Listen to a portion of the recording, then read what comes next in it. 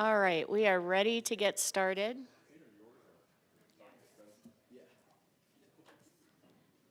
Today is Tuesday, March 3rd, 2026. This is the City Council's regular meeting.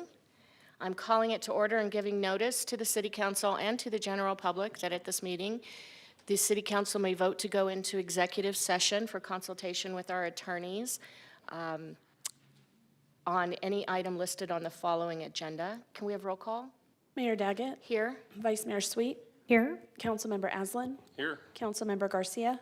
Here. Councilmember House. Present. Councilmember Matthews. Here. Councilmember Spence. Here. Councilmember Aslan, would you lead us in the Pledge of Allegiance? My pleasure. Please stand as you're able.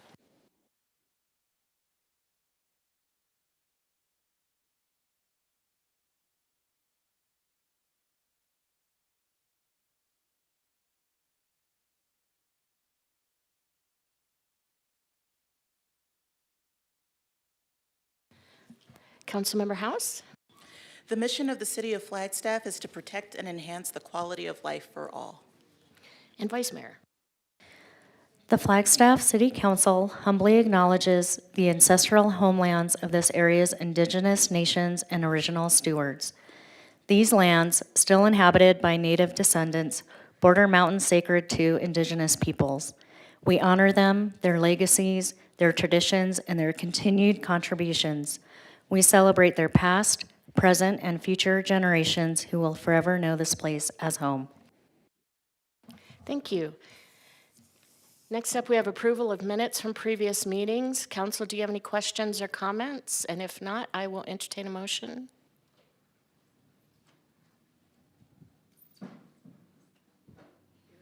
Spit it out.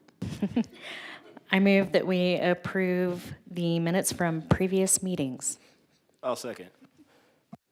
Any discussion? All those in favor? Aye. Aye. Any opposed? All right, next up, we have open call to the public. This is where the public can address the council about an item that is not on the prepared agenda. You have 3 minutes. There's a clock here. And because whatever you are going to speak to us on is not on the agenda, we can't have a back and forth with you.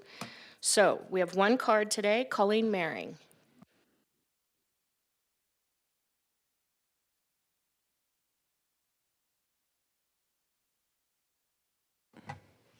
Good afternoon. Mayor, Vice Mayor, Council, my name is Colleen Maring. I'm the Chief People Officer for Northern Arizona Healthcare. And as you know, several weeks ago, we announced that our board and executive leadership had decided to pause planning on a new regional referral facility in light of the pending Medicaid cuts and other financial challenges facing healthcare right now. We've been here addressing questions we've gotten since, and I have more questions I want to address and share information with you today about where our non-Flagstaff patients come from and why. So 2 main reasons. One, we're the only level 1 trauma center north of Phoenix in the state of Arizona. So we're the most clinically sophisticated facility serving most of the 750,000 people across 50,000 square miles from Phoenix to St. George, Las Vegas to Albuquerque.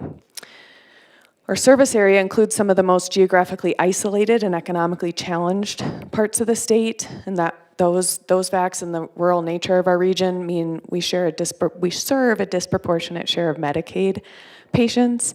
And as a nonprofit hospital, we're committed to never turning patients away who urgently need our care. As a level 1 trauma center, we provide the highest level of trauma care available according to the Arizona Department of Health Services. And when it comes to trauma care, by law, patients are taken to the, quote, closest, most appropriate facility. And given everything I just described, that means for the northern half of the state, that's usually us here in Flagstaff. And our location matters clinically. In a massive trauma, stroke, cardiac emergency, minutes matter. And so the medical convenience location of hospital is measured not based on proximities to downtown areas or population centers so much as to highways and airports. We are a trauma center. We are also a regional referral center. As a regional referral center, we provide higher levels of care and subspecialty care for all kinds of cases, trauma and non-cases. So open heart surgery, neonatal intensive care, specialized GI procedures, neurosurgery, and more.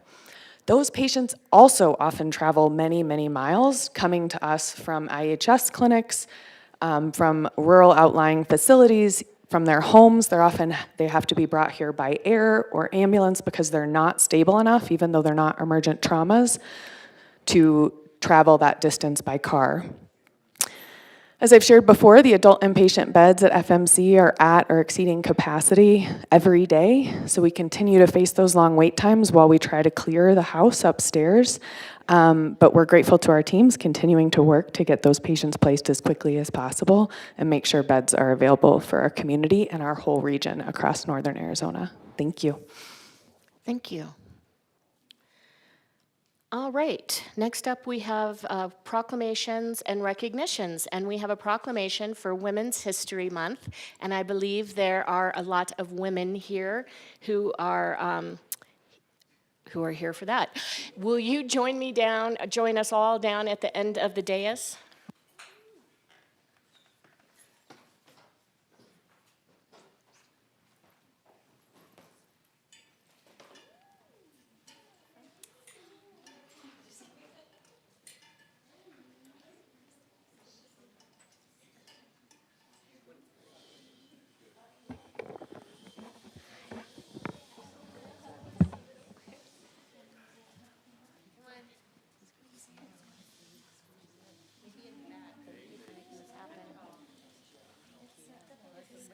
I know, it is.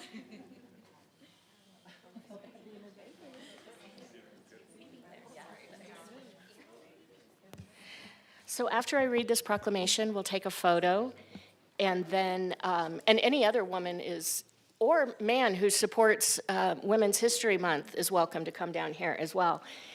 We'll take a photo, and then if one of you would like to speak, you are welcome to do so.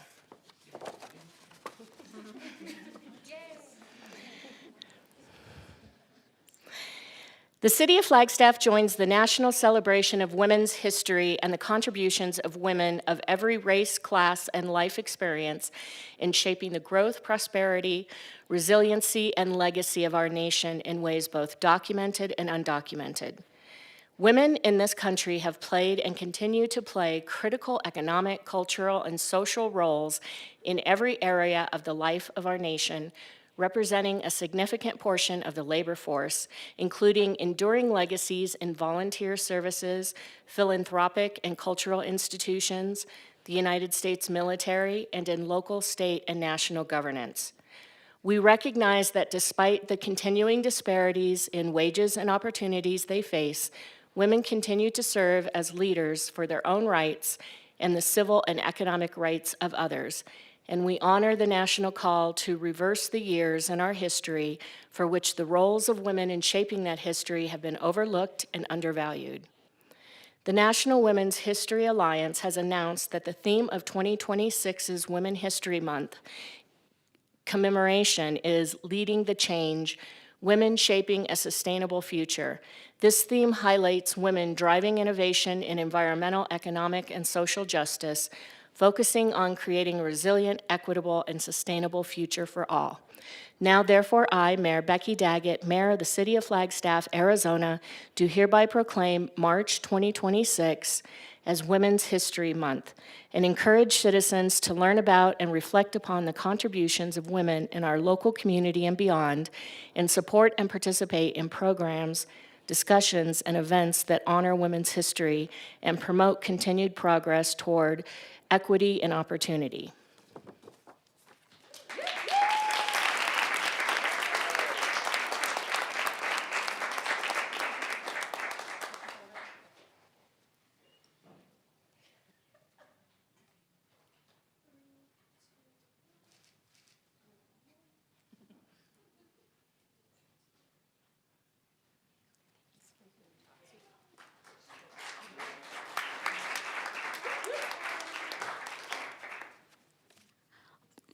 Sorry. Losem Chanyawu, Quechamalea, Inepo Mariah Zavala, Buenas tardes, bienvenidos. I'm a member of the Pascoyaqui tribe, Oaxacan and Puerto Rican, so just extending my greetings in all the languages as my mom would expect me to. I am so honored to be here to share our mission from the Flagstaff Women Connect. I am part of our advisory council. I believe that's what we've renamed it. And we've got some phenomenal women up here who serve on that advisory council, starting with Sarah, Sandra, Dee, and Allie. If you guys want to raise your hands and say hi, give it up for the FWC Advisory Council. Whoop, whoop. At Flagstaff Women Connect, we are a group that meets on the second Monday every month, except for March because of spring break. And I wanted to share our mission statement in honor of receiving this proclamation. Thank you so much, Mayor Becky Daggett. Flagstaff Women Connect is a community where women and those who identify with or uplift women's experiences can come together to learn, grow, and support one another. We believe leadership thrives through connection, and our gatherings create space for belonging, inspiration, and shared growth. For those who may or may not know the history, we were formerly known as the Flagstaff Women's Leadership Network, and we are now Flagstaff Women Connect. So please come out, tell your friends about it, and come spend time celebrating women and those who identify with. Thank you.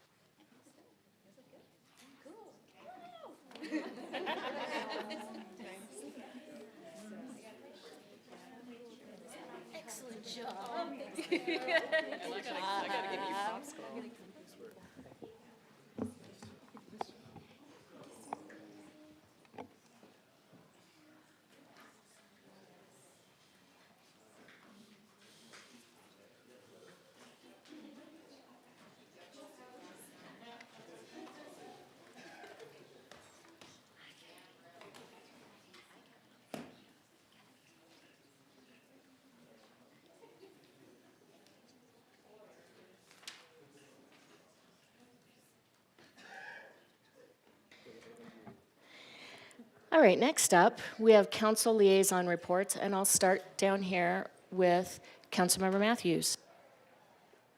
I have nothing today. Councilmember Garcia. Nothing today, Mayor. Thank you. Councilmember Aslan. First meeting of the month for us is usually a big report for me because all of my council liaison meetings occur on the last week of the month. So the Tourism Commission met last Thursday.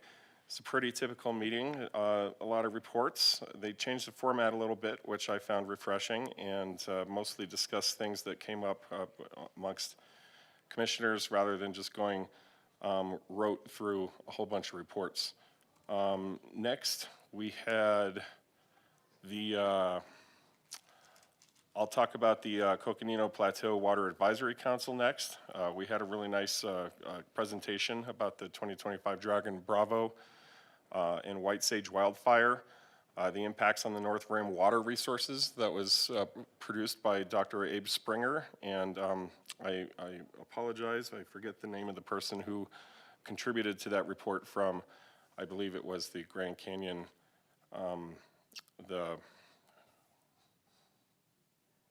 not Conservancy.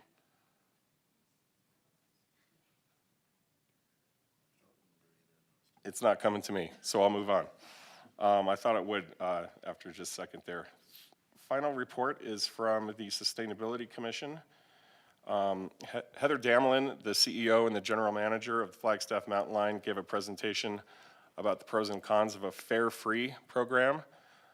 There's an exploration of this program in the Flagstaff context, and there's a lot of history and commitments from the board to go ahead and discuss all this. Jordan Hess, he's the CEO and general manager of the Missoula Mountain Line, gave an overview of the Zero Fare program that was implemented in Missoula in 2015.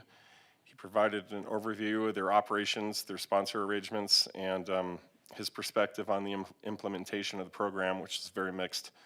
Tyler Means from the Kansas City Area Transportation Authority gave a similar presentation over their 5-year-long Zero Fare program, their successes, their struggles, and their plan to transition back to a fare structure in June of 2026. That report was also mixed. A brief report was given, an overview of upcoming volunteer opportunities, and there was, again, mostly just other logistics and planning reports. You know, there's a Sustainability Commission appointments today. There's going to be 4 appointments available. That is due to a confluence of several different factors. One current member is terming out. Another member has taken a job with the city, so is ineligible to participate. And I look forward to what council decides on choosing for that. One more report here. Let me pull it up. Just some quick announcements about what's going on this next month. March 21st, there's a couple things happening. A Southside Community Cleanup, that's from 10 to 1 p.m. Meet at NAU's Health and Learning Center to participate in that, and then immediately afterwards at 1 p.m. to 3 p.m., also at the NAU Slug Garden, which is 19 West McConnell, there's going to be a full circle gardening workshop related to gaining tips and tools to start seeds in cold, high elevation climates. I'll leave the report there. Thank you. Vice Mayor. Thank you. Just real quick, Thursday, we have a Metro Plan board meeting, 1 to 3 at the DCC. And a little fun thing I wanted to bring up with Metro Plan, we met with Mike Pensa with with FUSD regarding our Safe Routes to School program. And we're creating kits that we're going to be giving to PE teachers in the elementary schools that are going to facilitate bike and ped safety discussions, and there'll be helmets and fun things in those kits, and I'm looking forward to seeing what the kiddos think about it. So, thank you. Councilmember House. Just a couple things for me. So last week we had last week or the week before, we had the Commission on Diversity Awareness meeting. Thank you to the commissioners that voted on and approved the Women's History Month proclamation, particularly as the commission is working to be more engaged and encourage more engagement. They added that last section on the proclamation to encourage people to engage and learn more and participate in the community. That's something that the commission really wants to focus in on going forward, is making sure that the proclamations we're issuing are more than just words, but also inspiring action and community engagement. They also had good conversation about other programs and things that they are trying to be involved with, including the community celebration that was held last weekend, I believe, downtown, in honor of the, I'm completely blanking on what the celebration was. It was something New Year. Lunar, thank you, my goodness. The Lunar New Year and the events that were held in the downtown Heritage Square area was really a neat thing to hear from them and see them participating in actively. The Housing Commission had a meeting last week as well, and discussed several different topics. One of the presentations that came before the Housing Commission was proposals for adaptive reuse and preservation of the El Pueblo Motel, which is something that we continuously circle back on in hopes to preserve that property and the history and the story of the Navajo code talkers that comes from that property. And so they have presented a future agenda item request for that commission to have further conversation, and I'm looking forward to them bringing that forward as potential further conversation for us as well. That's it for me. Thank you. Councilmember Spence. Thank you, Mayor. Last week, there was the joint meeting of the Parks and Rec and the Open Space Commissions. This happens periodically. And there's an exciting item on our agenda this evening that was briefly discussed at the joint meeting. So stay tuned for that. All right, and Madam Mayor, yes, it's the Grand Canyon Trust. That's what I was trying to think of. All right. If you remember anything else, shout it out. Okay, we are moving down to appointments. And the first set of appointments we have is for the Water Commission. We have Councilmember House, Councilmember Matthews, and then Vice Mayor Sweet, each making one appointment. So Councilmember House. Thank you, Mayor. I am honored to nominate for reappointment Robert Vane, who's been on the commission and contributes a lot essential to that commission.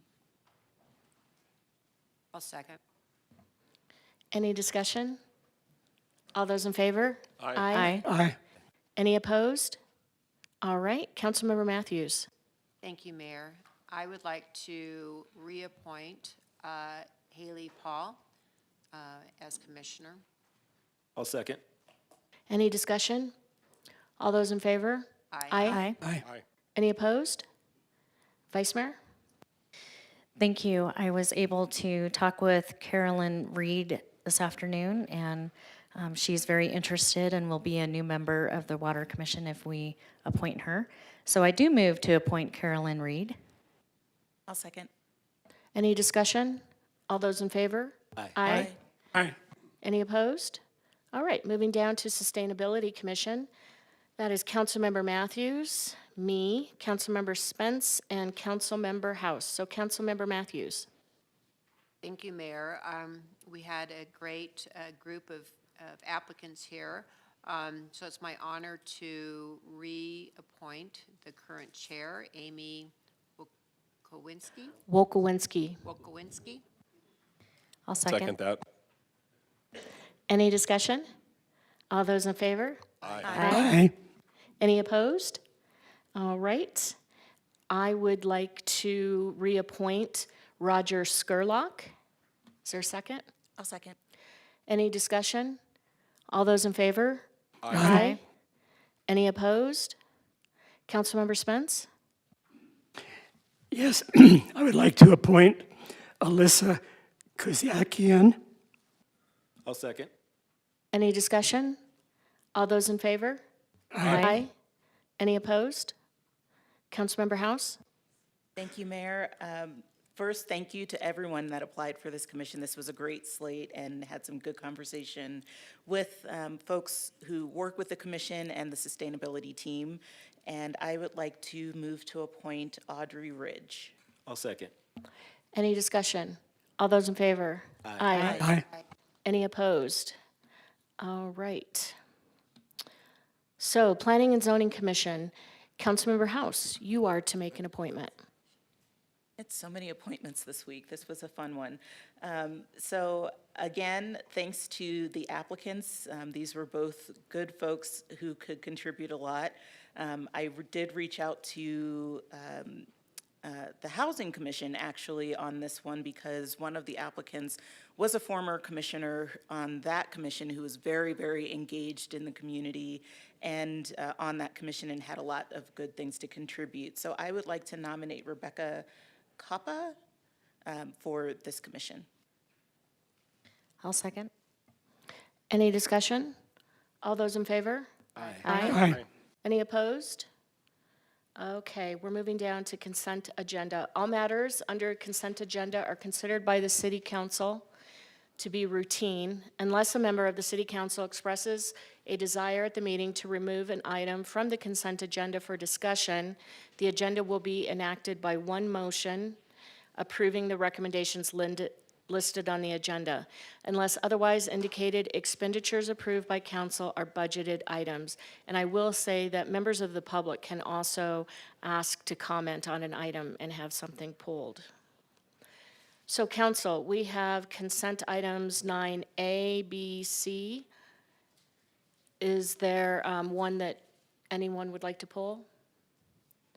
Okay, then I will entertain a motion to approve the consent agenda. So moved. Second. Any discussion? All those in favor? Aye. Aye. Any opposed? All right. Routine items. 10A, consideration and approval of contract regarding the PROS master plan.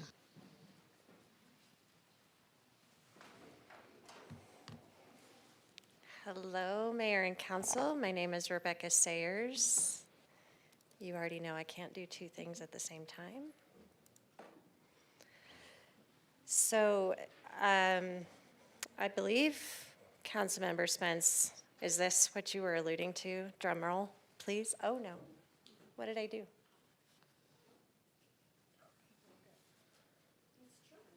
I didn't touch it. Oh. Nope, I got it.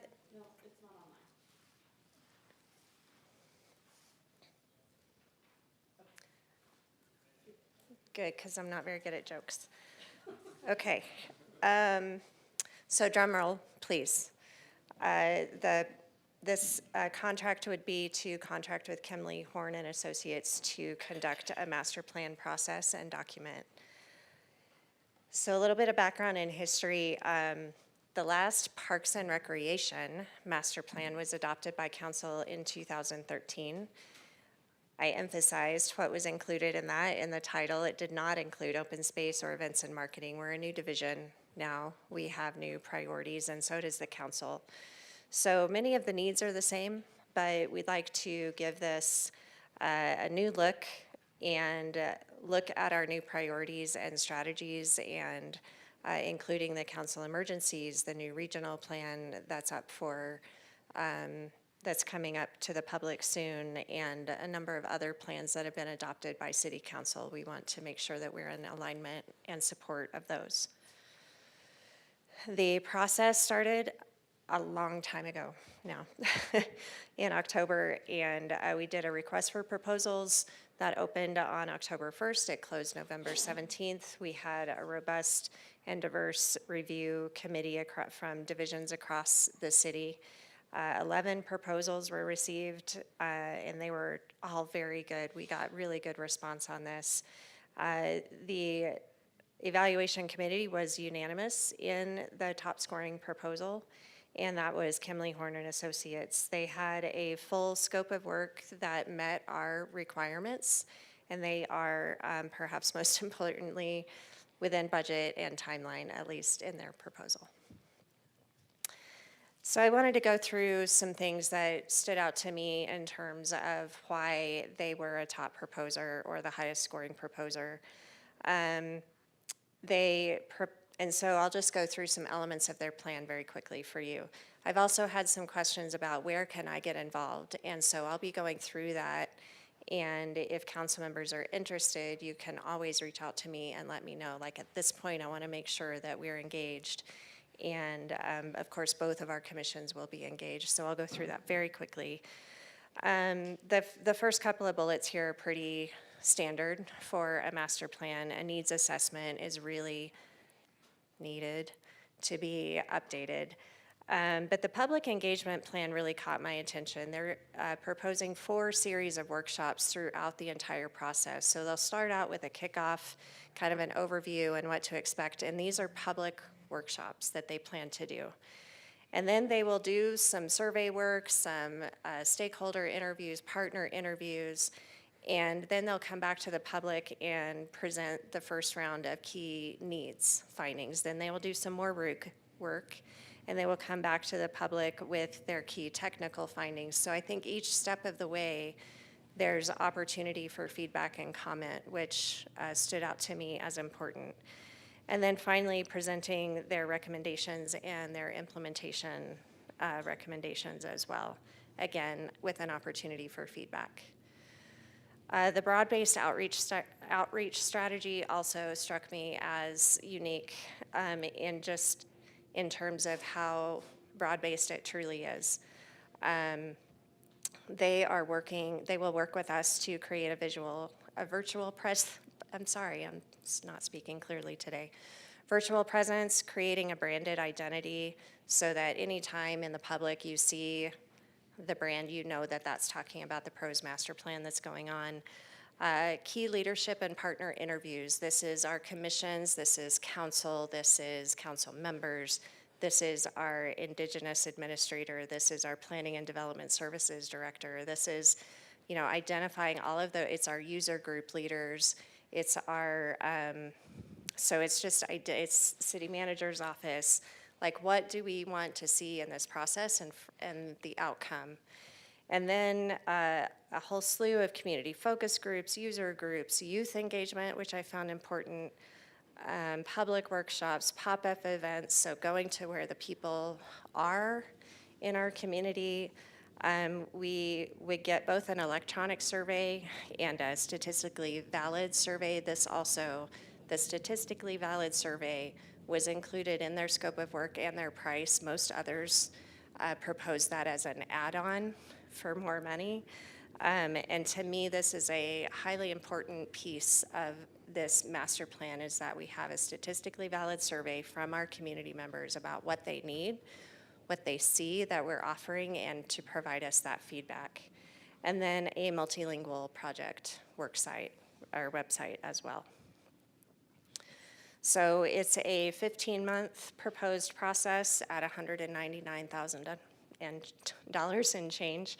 Comes right under budget. We have a $200,000 budget. This price does include the subconsultant for the statistically valid survey and other expenses. So our recommended action is to approve this contract and authorize the city manager to execute the documents. Happy to answer any questions. Council, do we have any questions? I will entertain a motion to approve the contract and authorize the city manager to execute the documents. Mayor, I would like to move to approve this $199,000 contract. I'll second. Any discussion? Councilmember House. Sorry, Mayor, thank you. Thank you, Rebecca. I just wanted to say thank you for bringing this forward and all the work that's gone into getting us to this point, and really looking forward to being engaged in moving this forward. So thank you. All those in favor? Aye. Aye. Any opposed? All right, thank you, Rebecca. Thank you. All right, B, consideration and adoption of ordinances number 2026-02 and 2026-03. Hello, Tiffany. Hi, if you have any questions, I'm here to answer them. All right, council, do you have any questions? We've discussed this before. So I'm looking for a motion to read ordinance 2026-02 by title only for the final time. So Mayor. moved. I'll second. Any discussion? All those in favor? Aye. Aye. Any opposed? City Clerk? An ordinance of the City Council of the City of Flagstaff, amending the Flagstaff City Code Title 10, Flagstaff Zoning Code, Chapter 10-40, specific to zones, Division 10-40.30, non-transect zones, providing for repeal of conflicting ordinances, severability, authority for clerical corrections, and establishing an effective date. And a motion to adopt the ordinance? Mayor, I move to adopt ordinance number 2026-02. I'll second. Any discussion? All those in favor? Aye. Any opposed? All right, and a motion to read the next ordinance? Mayor, I move that we read ordinance number 2026-03 by title only for the final time. I'll second. Any discussion? All those in favor? Aye. City Clerk? An ordinance of the City Council of the City of Flagstaff, amending the Flagstaff City Code Title 11, General Plans and Subdivision, Chapter 11-20, Subdivision and Land Split Regulations, Division 11-20.40, Subdivision Procedures and Requirements, providing for repeal of conflicting ordinances, severability, authority for clerical corrections, and establishing an effective date. And a motion to adopt? Mayor, I move to adopt ordinance 2026-03. I'll second. Any discussion? All those in favor? Aye. Any opposed? All right, we're moving down to public hearing items. I will open the public hearing, and we'll have a presentation on ordinance number 2026-05. Thank you, Tiffany. That was great.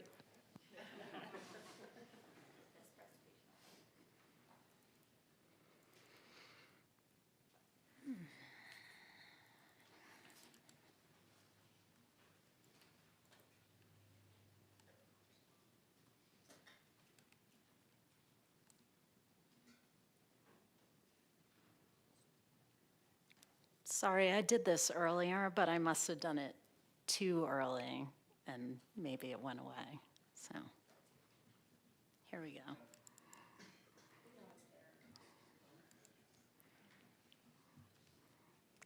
go. Okay. I'm here to present the Lone Tree Ranch Direct to Ordinance Zoning Map Amendment. My name's Alexandra Pucciarelli. I'm the current planning manager with the city. So this request is for a direct to ordinance zoning map amendment to rezone one parcel, that's approximately 1.67 acres, from the suburban commercial zone with the resource protection overlay to the high-density residential zone with the same resource protection overlay. It's also to remove the conditions required of a previous rezone that happened in 1997 that covers all 3 of the parcels.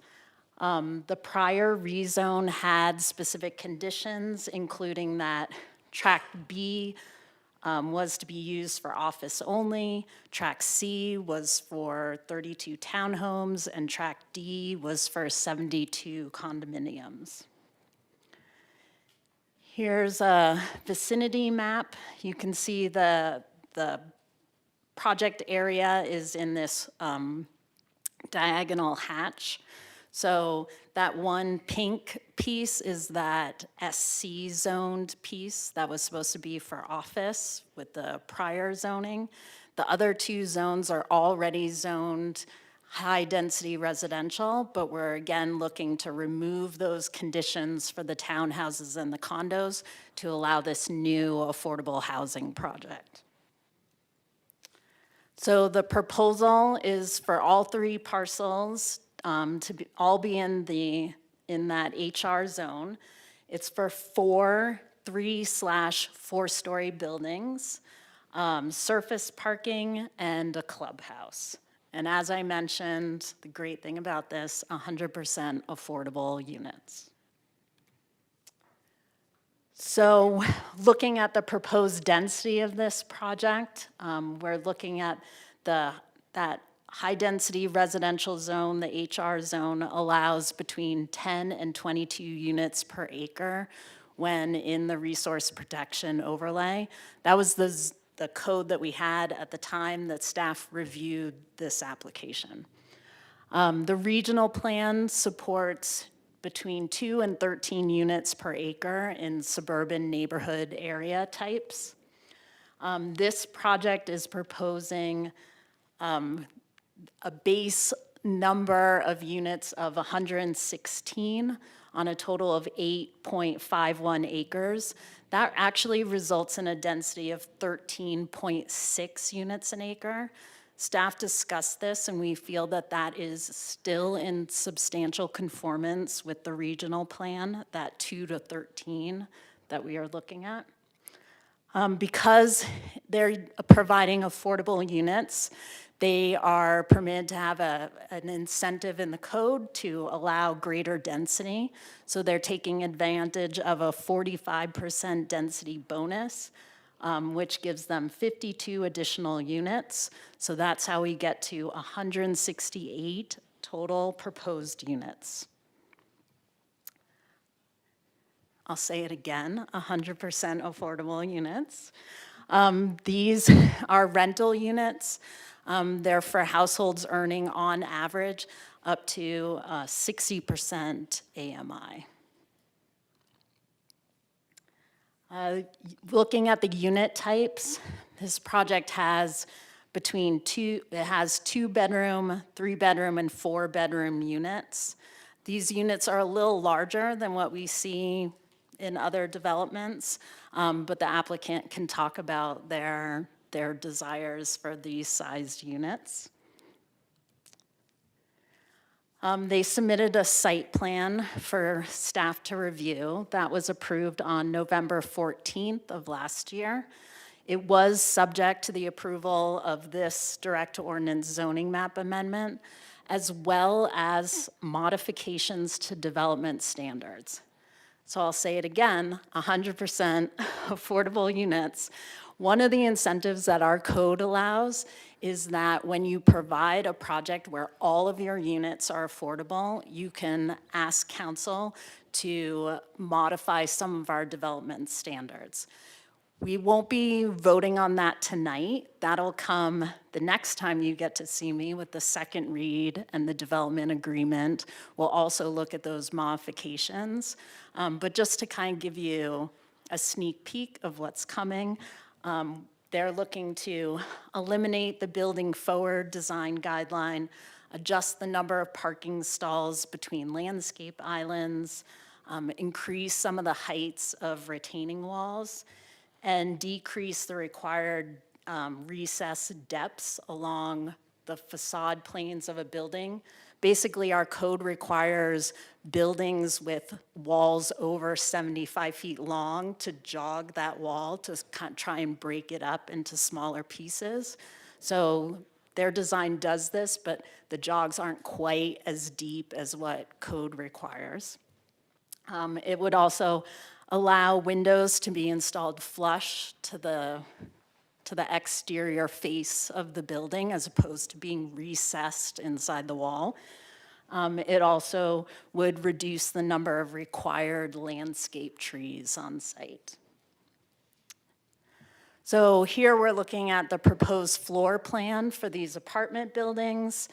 On the bottom this is why when I talked about that 3/4 story building, because on the very bottom floor, on the downhill side, is like half a floor, and then above it will be 3 full floors. So you get that on one side of the building, it looks like a 4-story building. On the other side, it looks like 3. Here's an elevation of the end of the building, so you can see where that change in floor plate happens, so that they really get to work with the slope of the site and take advantage of that. This is a floor plan of that clubhouse we talked about, just to show you some of the amenities, and I'm sure the applicant will also talk about that, but the clubhouse has laundry facilities, it has a workout room, it has this little kind of kitchen area and gathering space for residents. And this is an elevation of that, so again, you get a taste of that architectural design. As I mentioned, these parcels are all in that resource protection overlay. So they are required to save a certain percentage of the tree canopy. Our code does have an incentive for affordable projects that reduces the required amount by 25%. So they're required to save 25% of the tree canopy on the site. The proposal is currently saving 26%. I only took the very far east side of the site just to show you this is really where they're concentrating a lot of those tree resources in one area, which I talked to at the Planning and Zoning Commission, told them I really love it when this happens because under construction, things can get a little crazy out there and dirt's moving around. There's a lot of big equipment. So if you can put all your trees in one area, it's so much easier to protect them and have them survive that construction. There's also some steep slope in this area as well that's required to be saved. The proposal is saving 93% when they're only really required to save 70%, so that's great too. This project is required to have common space. Again, they're providing most of that common space in this same tree resource area on the east side, as well as some areas around like the clubhouse. As far as pedestrian and bicycle facilities, This project takes advantage of a lot of alternative transportation. This is my horrible, sketchy attempt to draw in PowerPoint, so forgive. But you could see that shaky blue line is showing where they're going to be providing a new sidewalk along Pine Knoll with that parkway, that kind of landscape buffer between the sidewalk and the street. The blue dots are bike racks that are provided scattered throughout the site for people to use. The foots is this reddish shaky line up to the north.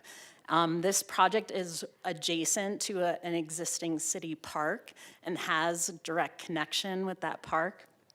And the applicant has also agreed to work with the city to do some grading, a combination of on their site as well as on the city's park site. And that's really because, when you're building these retaining walls and this apartment building, the last thing we want to do is get that all constructed and then come in and grade for this foots trail and potentially undermine those foundations. So the idea that the applicant could do that now while they're already out there and doing construction, and ideally that'll make when the city comes in to build that foots trail, it'll make it that much easier on us. There's also existing bus stops. There's one adjacent to this site, that red dot, and a corresponding one across the street, so on the west side of Lone Tree and a little further south. For landscaping, the applicant did submit a concept landscape plan. It generally meets our requirements for all the different categories of landscaping we want to see. They did take advantage of some affordable housing incentives to reduce some of that on-site parking. A final landscape plan will be reviewed with their civil plan submittal. This project is a little bit up in the air as far as some covered parking. In the beginning, the applicant really wanted to provide canopies over some of the parking and utilize solar panels on the site. Things have changed, tax credits have changed, and so they're still seeing if they can work that into the project or not. And because of that, our code allows a reduction in landscaping when you provide canopies with solar, but not if you only provide canopies. And so part of that modification to the development standards that we'll see on the 17th is giving them the ability to, if the canopies don't happen or don't happen right away, that they're still in conformance with their landscaping. On-site parking is required. Our code calculates that based on number of bedrooms, essentially. They are taking a 15% transit reduction for affordable units, and that brings them from 306 spaces down to 260 spaces. The site plan currently, though, shows 286 spaces and includes accessible spaces. And like I mentioned before, we want to keep that option of having covered parking, covered solar. We'll see what happens. We look at public systems impact analyses with this project. One, we're looking at the traffic right-of-way impacts. The applicant is going to be dedicating some additional right-of-way for frontage improvements, that sidewalk that I mentioned along Pine Knoll, a little bit along Lone Tree. This project is gated. There's a fence around the project and gates at the driveways. And the second driveway, the gate is, we have a condition in the DA and an agreement with the applicant that that gate needs to be far enough into the site that people pulling in and stopped at the gate don't start impacting traffic on Pine Knoll. As well, that agreement to do the grading for the foots. We also looked at water and wastewater impact. A WISA was completed, and it was determined that no major off-site improvements are required. However, this project is reliant on the city finishing an ongoing project, the Wildcat Interceptor upsizing project. So staff doesn't have any concerns about that at this point. That project's moving along smoothly, I'm told, so timing should work out just right. Another impact we look at is stormwater analysis. A drainage report was required. The applicant is proposing the use of underground basins, which I've highlighted in blue on the site, so that'll happen underneath the parking.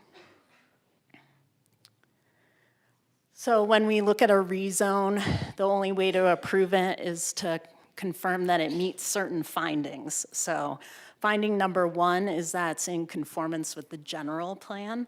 I mentioned this is an existing suburban area. The regional plan density, that 2 to 13 units per acre, we determined this project was in general conformance with that.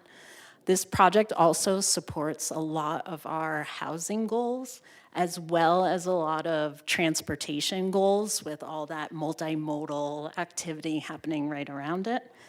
Staff determined that finding number 1 was met.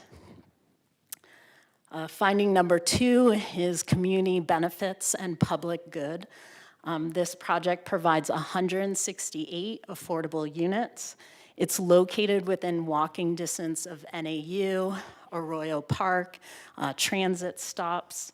It's also an infill parcel, and that meets a lot of our goals talking about compact growth, housing diversity, sustainability. It was determined that finding number 2 is met. Finding number 3 is that the site is physically suitable. When staff reviewed it, it was determined that it met applicable codes and requirements and that it mitigated any impacts as determined by those impact analyses. So finding number 3 is met. As I mentioned, a development agreement is also coming forward with this. We'll see that on the 17th. That development agreement will include such elements as the affordable housing commitment, the affordable housing incentives being used, as well as those development standards modifications, the commitment to grade the future foots, the right-of-way dedications, and that gate access control. For citizen participation, the applicant held a neighborhood meeting. 4 individuals attended. Staff waived the requirement for a second meeting and has not received any comments to date. The planning, and so this is the recommendation. I could read this whole thing to you, or we could wait until you're ready to make a motion, and we can revisit it then. Yeah, I don't think you need to read the whole thing. We've already read it. Okay. Then that's the end of my presentation, and I'm here to answer any questions, and the applicant is here if you have any questions for them. Councilmember Matthews. I have a question for the applicant.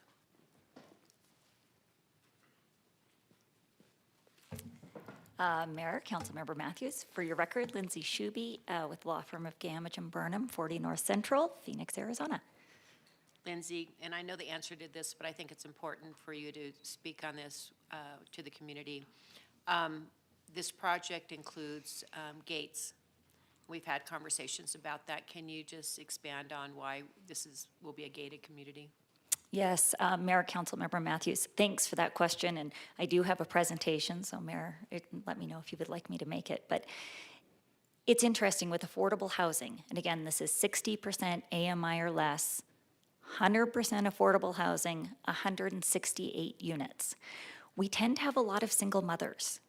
And so and I've got a picture and we can go through the site plan, our clubhouse, our highly amenitized clubhouse with a tot lot and barbecue areas and little kind of gathering areas.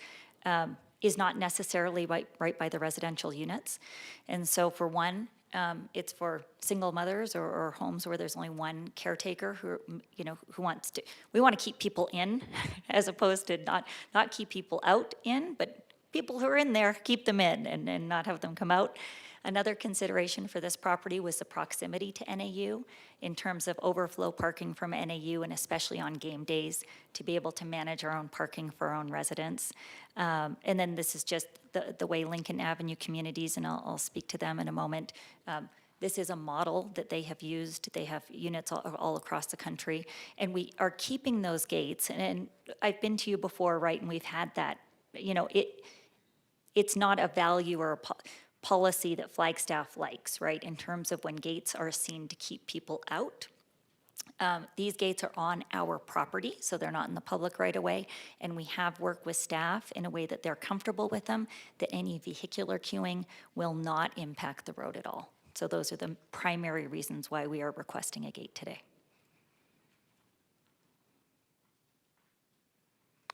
I have 2 questions.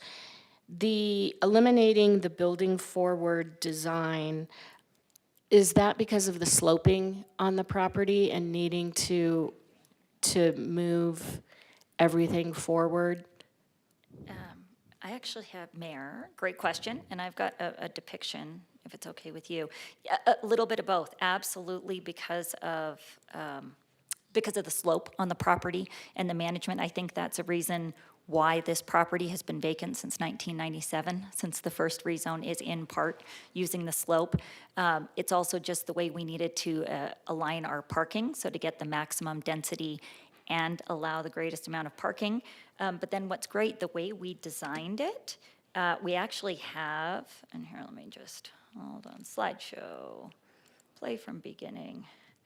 I'll just get to the site plan here. We were able to put the clubhouse in the corner, and I'll show you some other pictures. So I do think we got the impression of kind of activating that corner by putting the clubhouse down there, which is the intent of the ordinance, right? The buildings forward is that activation. So we put the clubhouse there. Because of the slope, it was impossible to put the residential buildings and also to maximize density. Okay. And I noticed in the DA, you had no less than 30-day rental. So thank you.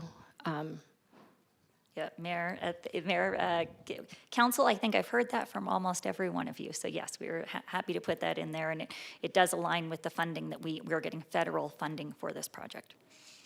Councilmember Aslan. Thank you, Madam Mayor. Hi, Lindsay.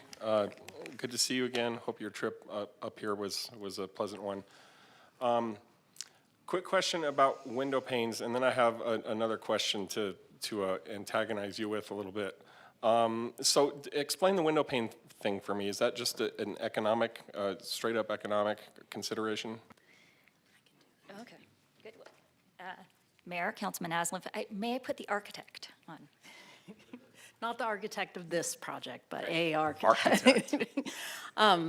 So I believe that our code was written trying to tie our design standards to a vision of our downtown that has a lot of older masonry buildings where it makes sense that windows are recessed and you see the thickness of that wall. That's actually not how modern buildings are being constructed. And if anything, those windows are coming out further and further from the wall instead of being recessed into it. So it's, maybe one day we'll be able to update our code. It's really about the reality of construction, whether or not, like, I think you could probably design a building. It would cost more money if it was recessed.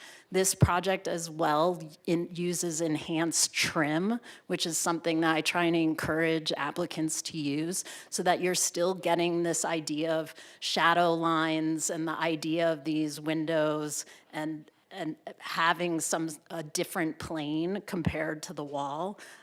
So I wouldn't say it's necessarily just it's cheaper. It's actually the reality of construction as I've experienced it.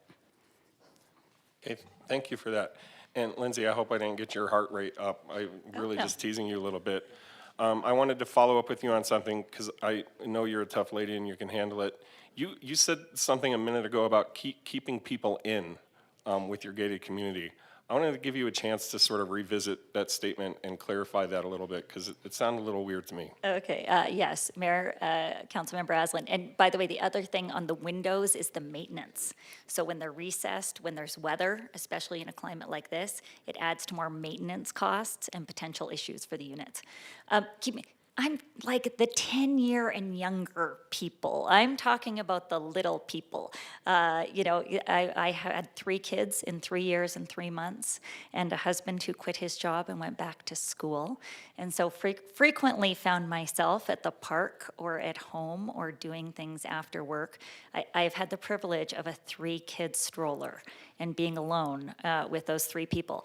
When you have any children, and Councilman Aslan, I know you do too. Essentially, it's the tot lot. It's making sure that children don't run onto the street. That's specifically what I was speaking to. Not people of age who can make decisions. The younger ones, well, although my 15-year-old, I don't think his frontal cortex is totally, we probably want confines for him too. But yes, no, I was thinking more the young children. Vice Mayor. Thank you, and thank you for bringing this project forward. Music to my ears for sure. I'm wondering, can you remind me the amount of years that the units are affordable? Mayor, Vice Mayor Sweet, great question, 30 years. So we are, our Lincoln Avenue communities, and we'll get to this, has to maintain it, own and maintain it for 15 years. So they will be the owners and the managers. And so again, when you have this federal funding, you do have a higher quality of development and of construction because these owners who are constructing it, they will own it for 15 years, but we have in the development agreement that we will maintain the affordability for 30 years. Thank you, and I just wanted to send some appreciation for thinking of transportation ahead of time. It's been a big shift since I've been on council, and I do appreciate that there's the bus stop and that the Foots Trail is going in, and what a big difference that will make for those in this community. And Lindsay, why don't we go ahead and see your presentation, because I think that might answer additional questions. And if not, we'll still take additional questions. Perfect, Mayor, thank you very much.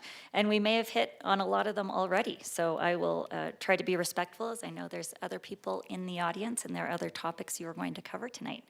But Lone Tree Ranch, again, and I love how Alex kept saying it, 100% affordable, 168 units. We're doing a direct ordinance zoning map amendment. I'm going to take you through a little bit of the project and the 3 findings, trying not to be repetitive on anything we just hit with questions or anything Alex said in her presentation.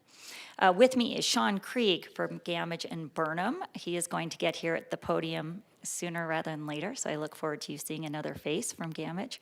Matthew Klein is here from Lincoln Avenue Communities. Matt not only is just thrilled to bring you this project, but he is born and raised in Arizona. And really happy to bring this project forward. We've got Brian Jorger with WLB, one of your local civil architects that I just love having the pleasure to work with. And our architecture team is online if we have any questions. So again, Lincoln Avenue, they operate in 28 states. They do both market rate and affordable housing. They have 6 projects in the state of Arizona right now that they're working on. This is the first in Coconino County. And so and excited to do more. So Matt's very excited to be able to come back to his home state of Arizona and hopefully look forward to this being the first of more projects that we can bring up here to northern Arizona. Alex did a lovely job, and I know you all do your due diligence and drive by the site, but again, located at Lone Tree and Pine Knoll. We're located near existing multifamily and single family. Great proximity, as Alex described, to parks, right? We've got the park to our north, easy access to NAU, to downtown, as well as both freeways. Alex did a lovely job of the blue line and the red line on her PowerPoint presentation. I'm not that bold, but we will have Foots Trail both to the north and south of this project. Again, the same map that Alex showed. The important thing is, again, this project was originally rezoned in 1997. That was a minute ago. Nothing has happened for a variety of reasons that we can all kind of guess. But in the last rezone, not only were there conditions of approval that we're removing as we go through this process, right? That's the rezone process. But also that corner is SC, right? Suburban commercial. The intent, right, in traditional zoning is you want commercial on the corner for the activation. Again, here we're changing that, but the clubhouse is in that corner so that from the outside perspective, we still have that corner activation. But it is just HR to HR, so the zoning is not changing. We're just changing the conditions of approval on there. So these are our 4 bedrooms. Again, Alex did a really nice job. It sounds confusing. 3 and 4 story units. It's like, Lindsay, what is it? 3-story or 4-story? But in order to take advantage and respect the slope on the property while still maximizing the number of residential units, I really want to compliment our architects and our civil engineer for coming up with this strategy of the split 3-4, because it really helped us get the greatest number of units on here. And then again with the clubhouse in the corner. So this is another view, again, to exemplify kind of what Alex was saying. You know, this is probably why the property has been vacant, the resources, both tree and slope on here. But the way we were able to design it took advantage of the slope. We were able to work with the slope in a great way and also tackle the affordability and the housing crisis we have here in Flagstaff. So you guys saw this one, again, 168 units. Alex and I love saying that. Big A, 60% AMI affordable units. They are comprised of 2, 3, and 4-bedroom units. You may ask, Lindsay, why 4-bedroom units? I will tell you, because of our federal funding, and this is for better or worse, and we hit on this at Planning and Zoning Commission, if any of you guys watched that tape, we cannot rent to students. Is that good? Is that bad? I don't know, but we can't. So you cannot be a full-time student. Now you could be taking a class or 2, but you have to be employed. And so full-time employment. So those are the rules of the federal funding that we're gonna get. Another important question that one of you probably have written down is, are we worried about state funding? We're not, because this is gonna be a 4% project with federal funding.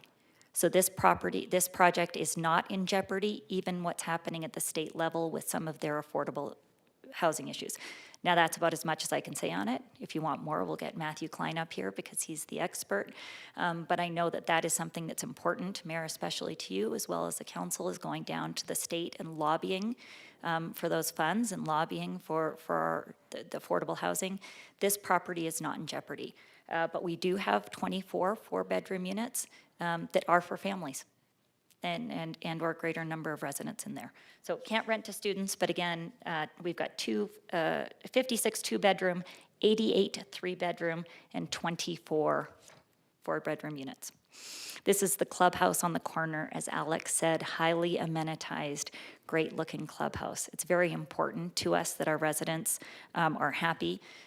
Councilman Aslan, again, it's the playground and the tot lot and keeping the wee little knee-highs inside the fence so they don't run out into traffic and or either one of the bus lines or onto the Foots Trail or up into the big public park.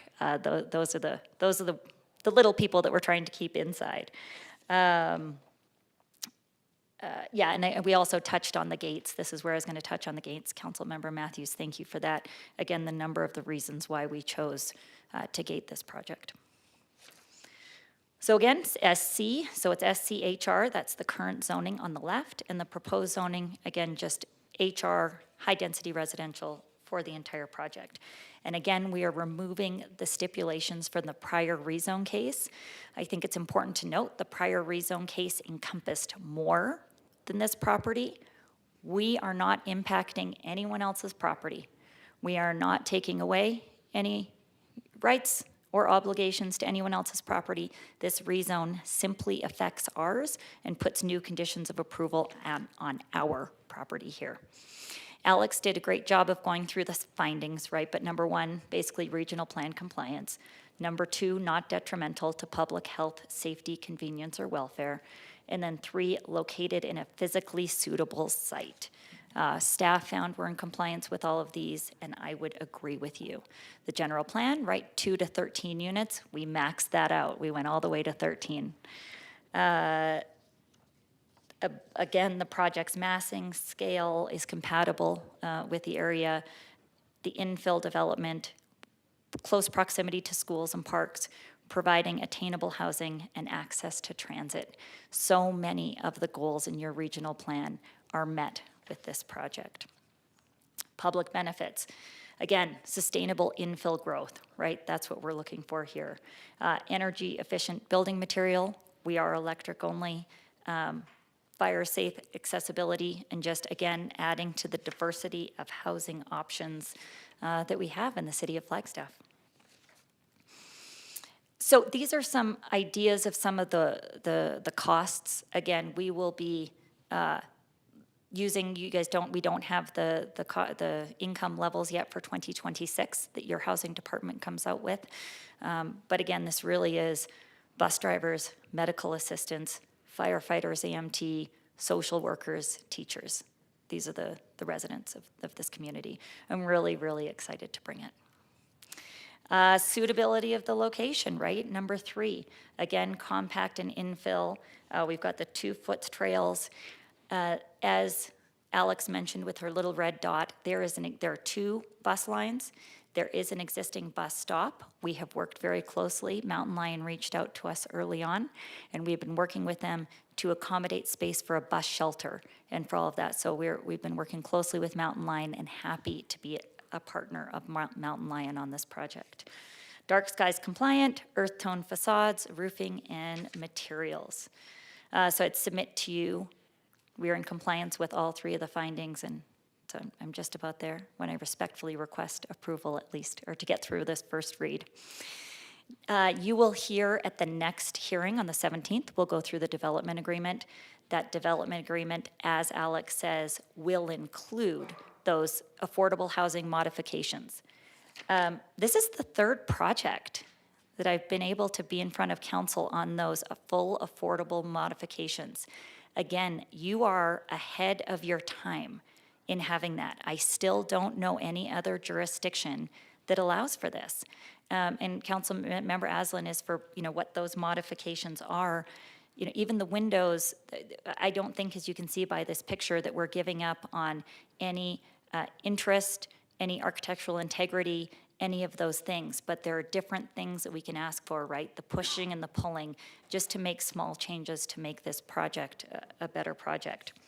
But again, the DA will have the affordability term of 30 years. Vice Mayor Sweet, you're ahead of us here.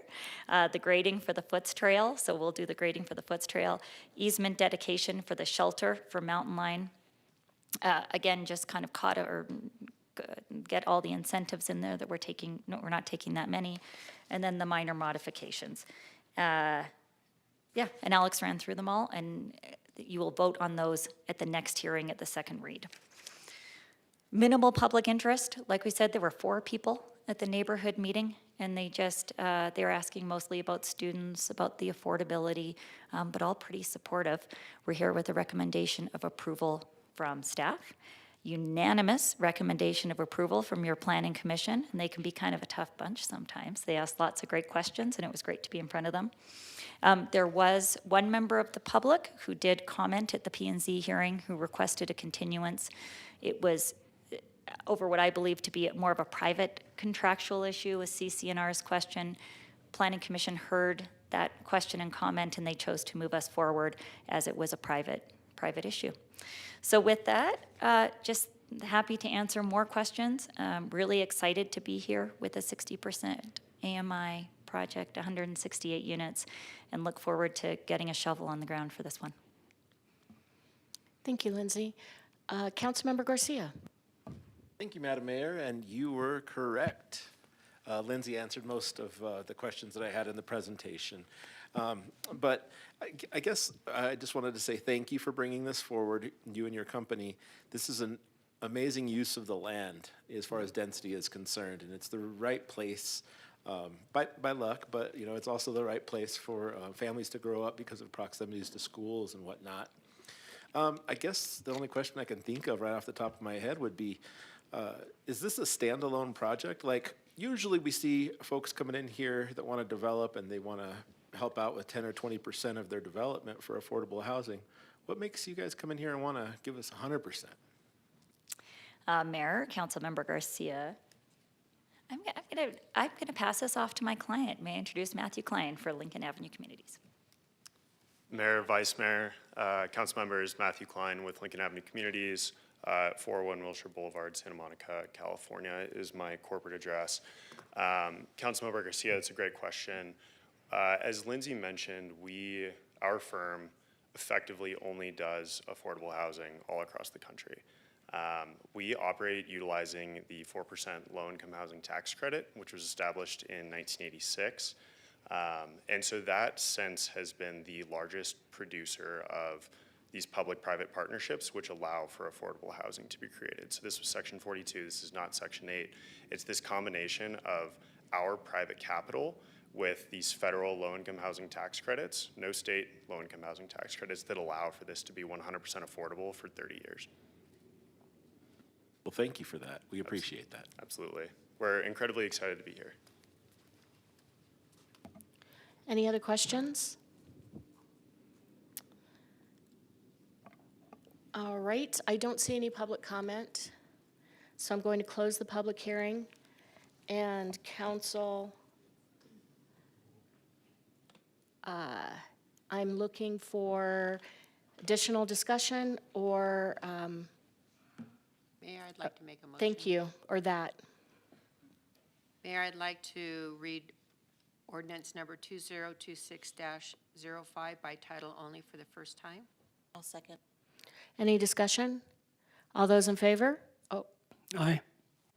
hold on, I got ahead of myself. Councilmember House. Thank you, Mayor. Thank you, Lindsay and Alexandra and team for presenting this. This is a really exciting project and opportunity for our community, meeting, as was said during the presentation, a lot of community needs, but also meeting them in a very unique way that I don't think we often have the opportunity to see. As Councilmember Garcia was noting in asking that question, what makes you come forward with a 100% affordable community like this? I think it's just a wonderful opportunity for us to advance the goals that we've had for years, to meet the needs that we've had for years, and to cross over those different community needs in really unique ways as well. So I'm just deeply appreciative of this project coming forward, excited to see it moving forward at this point, and really looking forward to the March 17th meeting when we get to discuss it again. Thank you. All those in favor? Aye. Aye. Any opposed? All right, thank you. Moving down, regular agenda 12A. Mayor, we just need Oops. to do the read, yeah. That's right. I always miss that part. Will you please read it?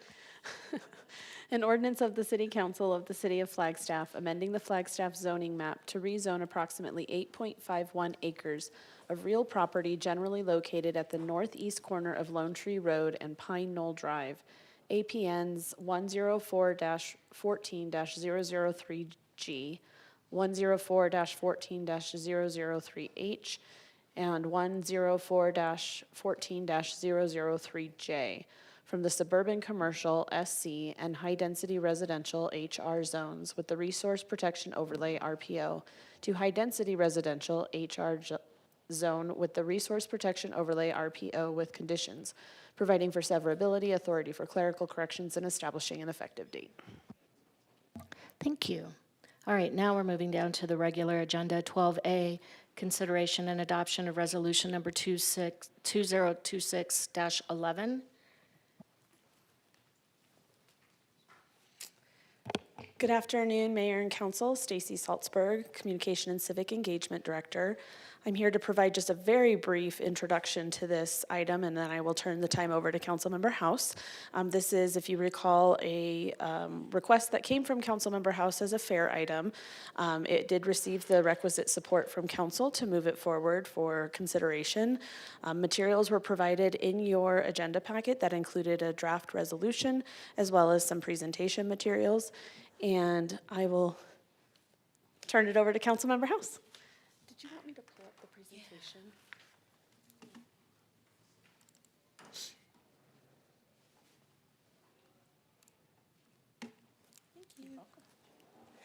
It's very fun to be on this side of the dais.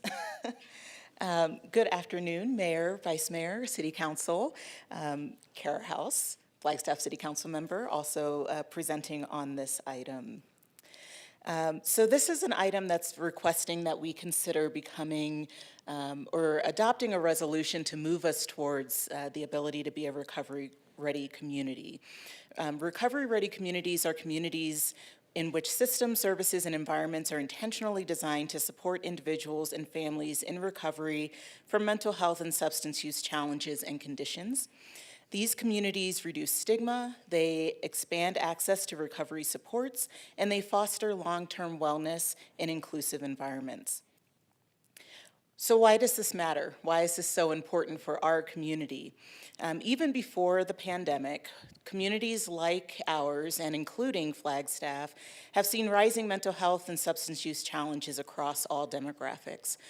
This is a challenge that impacts all communities, but also disproportionately impacts some communities that call Flagstaff home. In alignment with Flagstaff's mission, we can recognize that recovery impacts everyone, including all sectors of our community. We've seen over the past several years the work that we've done to support our public service officers with police and fire department, strengthening our focus on trauma-informed workplace practices in partnership with local agencies and so forth. Doing this work helps to improve community resilience in fiscally responsible ways. Essentially, what that means is that this is a very low-cost, if not no-cost, opportunity for the City of Flagstaff. Recovery communities align with Flagstaff's broader goals of social equity, housing stability, environmental resilience, public health, economic development, and much more.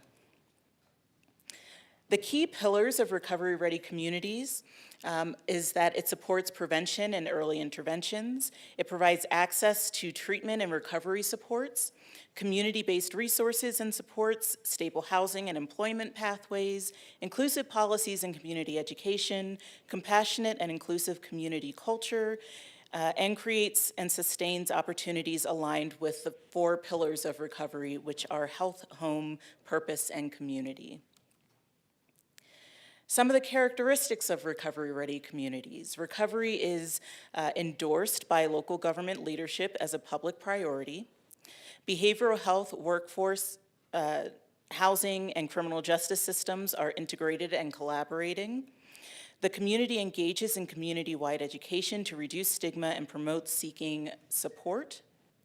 Communities offer safe spaces and supportive housing, including recovery housing, transitional and permanent supportive housing options, peer respites, and so forth. Communities invest in peer and family supports, including peer workforces and lived experience leadership, which leans into the policy of nothing about us without us. Data is tracked to maintain accountability at the community level for outcomes, gaps, and equity in recovery access and overall community wellness. Some of the benefits of recovery-ready communities. These communities improve public safety. They increase housing stability. They reduce strain on emergency services and shelters. It offers stronger workforce participation and economic engagement, offers resources for healthier families. It supports youth and engaged youth and strengthened youth outcomes, and visible community leadership in one of today's most urgent public concerns. The vision that I am bringing forward with this resolution is that we support, as council, a resolution to express commitment to being a recovery-ready community.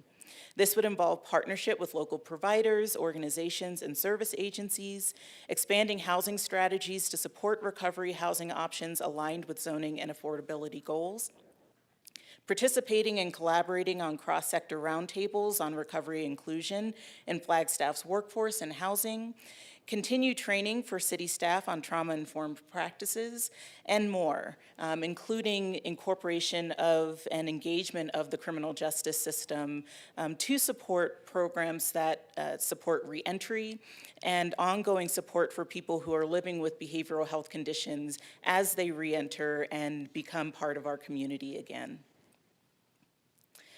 The first steps that we're talking about tonight are if we approve this resolution, we would be able to move forward with conducting community assessments or need scans through a partner organization.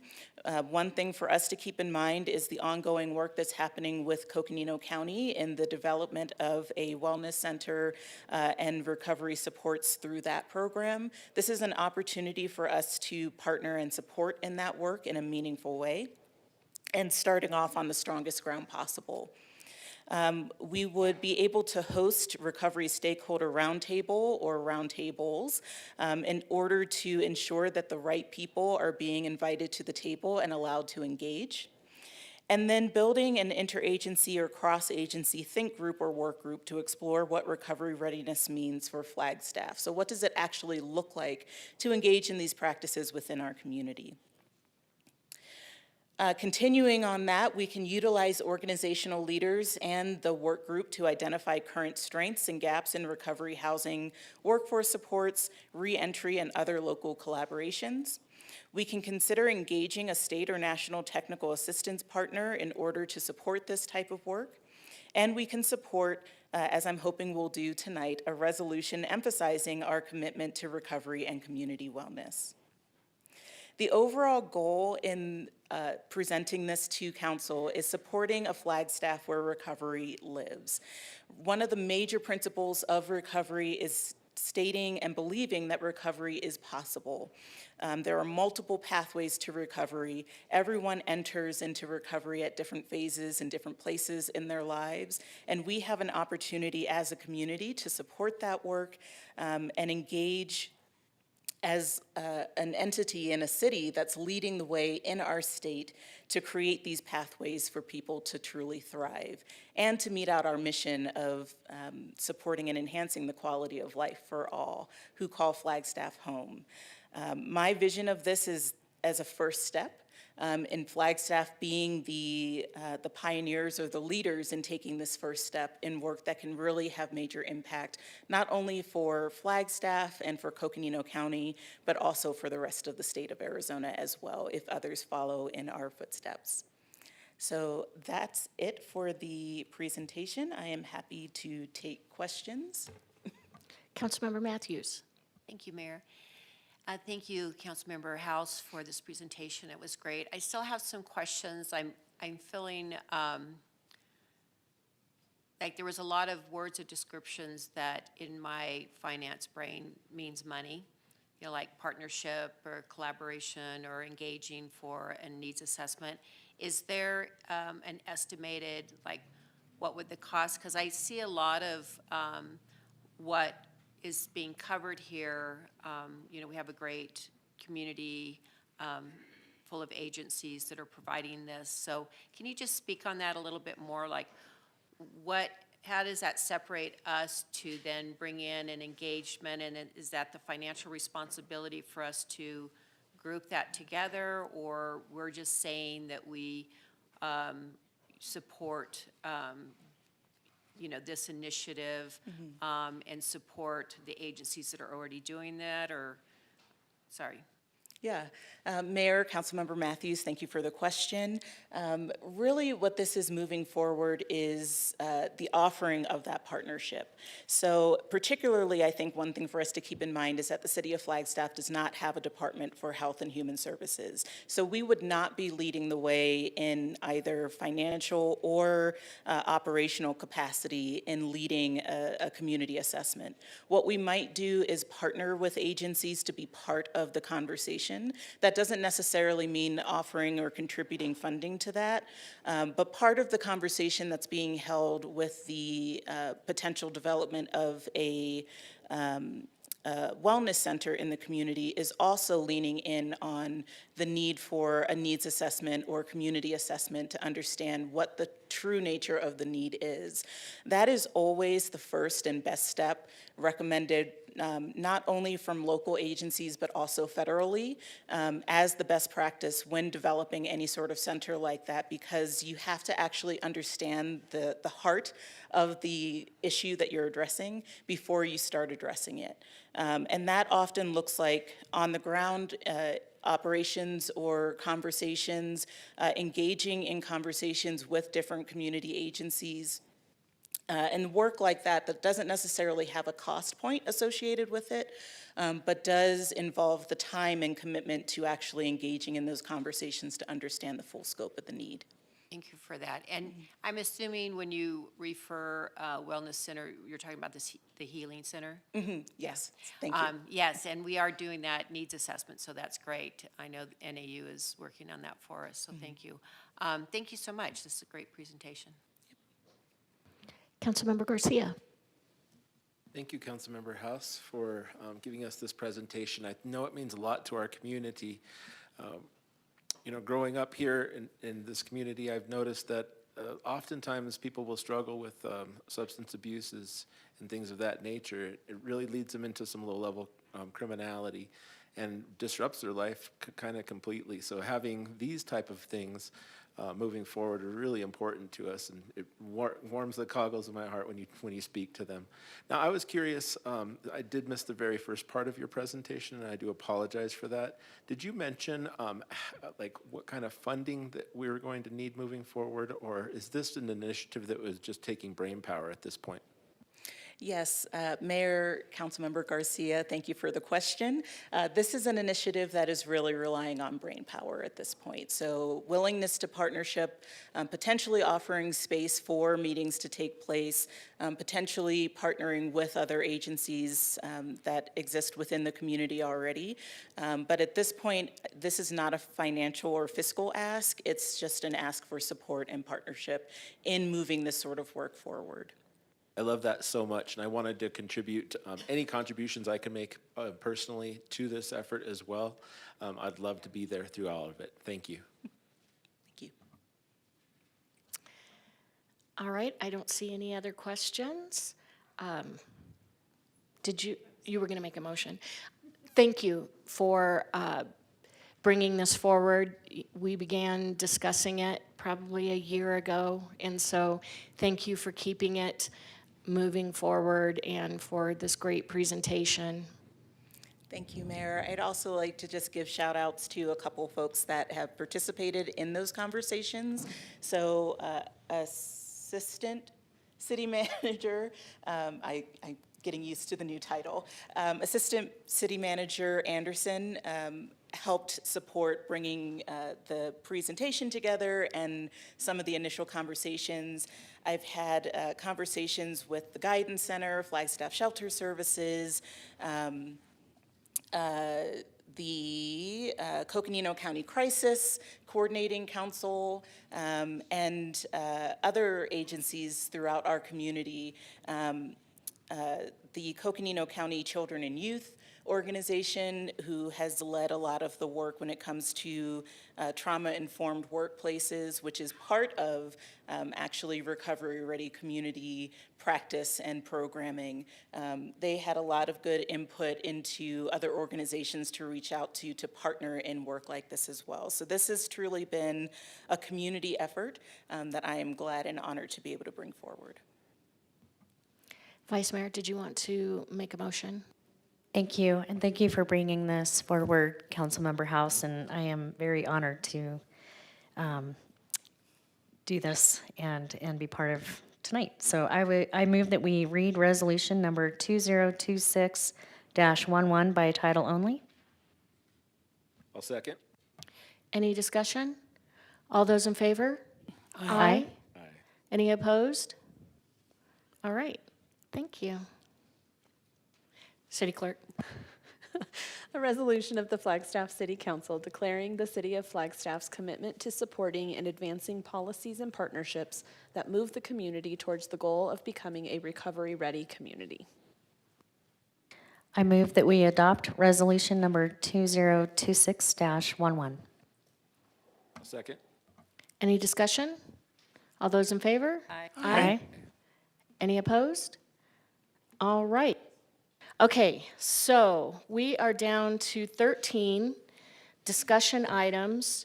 We're going to have a presentation from our city manager, and this is just for discussion only. We are taking public comment on this, and then we will move down to the 2 citizen petitions, and we'll take them individually. And these all kind of have something to do with each other, so if the public chooses to, you could make comments on each one of these. All right, City Manager. Well, good afternoon, Mayor and Council. I'm Joanne Keene. I'm the City Manager for the City of Flagstaff. I just first wanted to start today by sending my appreciation to, first, the opportunity to present on this topic today, and then also to the team that has worked on this presentation and that has been working on this issue. And I'll kind of go through a timeline on some things that we've been working on.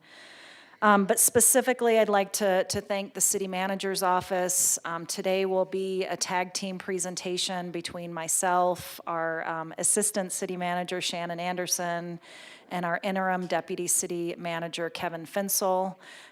If Council is okay, waiting until the end for questions. We also have others that are also available for questions as well. Our city attorney's office has also been involved in this. Sterling Solomon, Marianne Sullivan, and also Christina Rubiklava. Our police department, our police chief, and our deputy chief, as well as our communication and civic engagement staff, Stacy Salzberg and Sarah Langley. So I just wanted to recognize all of those individuals. So just to start, I just wanted to acknowledge that our team, and I know many of you have been working on these issues since last year. Our police chief has been meeting with community groups as well as members of the immigrant community to better understand their concerns. Our mayor, our city attorney's office, our police chief, and our city manager's office have been meeting with a stakeholder group to look at our immigration directive. Our police department prepared an incident action plan which outlines should there be an ICE warrant or detention activity within our community, how we would respond to that, and that plan was adopted in July 2025. This issue has been top of mind for all of us. I recognize today that what we're presenting will not be enough for some individuals, and I think we're also going to have the other side where it may go too far. But I just want to make the point today that as your city manager, I feel strongly that this is an approach that the city can support and also implement immediately. We've also been in communication with the city of Tucson and the city of Phoenix, both through the manager's office and our attorney's office. And our approaches are more aligned than not with our neighbors to the south. In fact, the city of Tucson is actually looking at administrative directive tonight during their council meeting. So before I begin this presentation tonight, I also want to acknowledge that the city has a strong relationship with our federal partners. I think our federal agencies are weaved into the fabric of this community. We rely on our federal partners to fight forest fires in our community, assist with large-scale disasters, and provide funding on projects critical to keeping our community moving forward. And some of those are large transportation projects, projects for our airport, large flood control projects, housing projects, Rio de Flag project. I can just go on and on and on, but we're connected with our federal partners. In fact, just pulling some numbers from our last 2 fiscal years, the city has received $31.2 million in 1 year of federal funds, and then $21.7 in federal funds. And also, just to put something to scale, the Rio de Flag project is an over $200 million project. So to start our discussion today, I wanted to just kind of run through some of the items we're planning on talking through as staff. We're going to review our city role in immigration enforcement. We're going to talk about the process for reporting issues of concern, and then talk about a new process that we have to share tonight. We're going to talk about protocols for city facilities. Shannon will be covering that item. And then finally, the use of city property and a proposal for a city manager directive that we'll be bringing. The language is actually in the packet, and I know you've all seen it, but we'll be walking through that this evening. Or this afternoon, we're not evening yet. So to start today, I'd like to review the city's role in immigration enforcement. On January 24th, 2026, the chief of police, he released a public statement related to immigration enforcement. And the chief and the city have been consistent that the Flagstaff Police Department does not enforce federal immigration laws, and that the Flagstaff PD is required to comply with all state laws, including Arizona Revised Statutes, Section 11-1051, or this is commonly referred to as Senate Bill 1070. And this law requires officers to verify immigration status of individuals who are lawfully stopped, detained, or arrested when the officers develop reasonable suspicion to believe a person in the United States is illegally.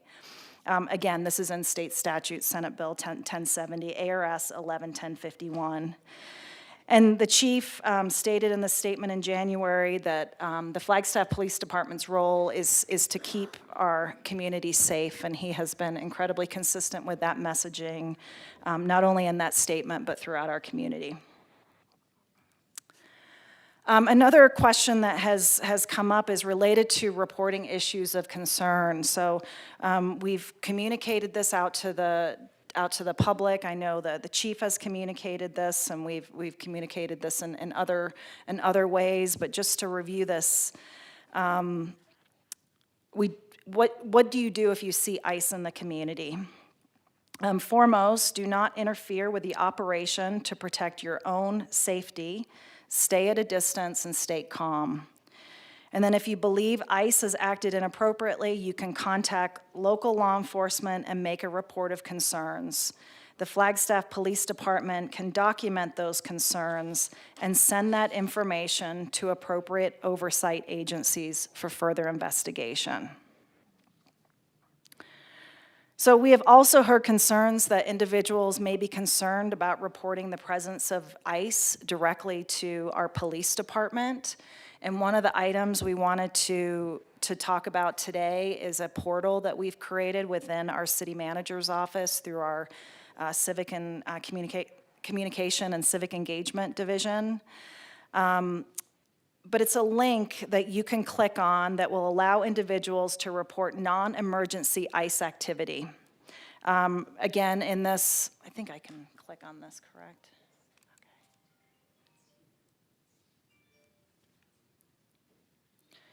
So you can see, and we're going to make sure that we get this out to the community, you can report non-emergency ICE activity. However, if someone is in danger, if they feel like they're in immediate danger, we are still asking them to call 911. We'll be managing and tracking this portal through the city manager's office, and we'll be, again, getting this out to the community with this link.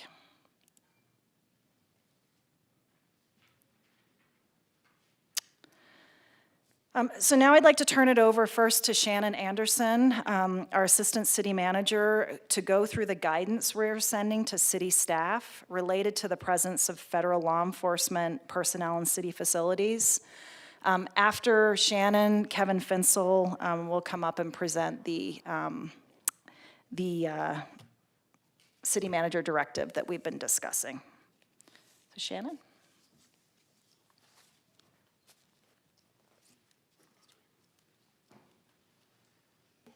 Good afternoon, Mayor and Council. We're not going to go through all the text on this slide. It's a little small, even for me with my readers on. But just wanted to show you what the employee notice will look like. And so we will go through a process of distributing this to staff, along with holding a training, so we can talk through what this employee notice means, as well as what do some of the documents that they might come across look like, so they know what they're looking for.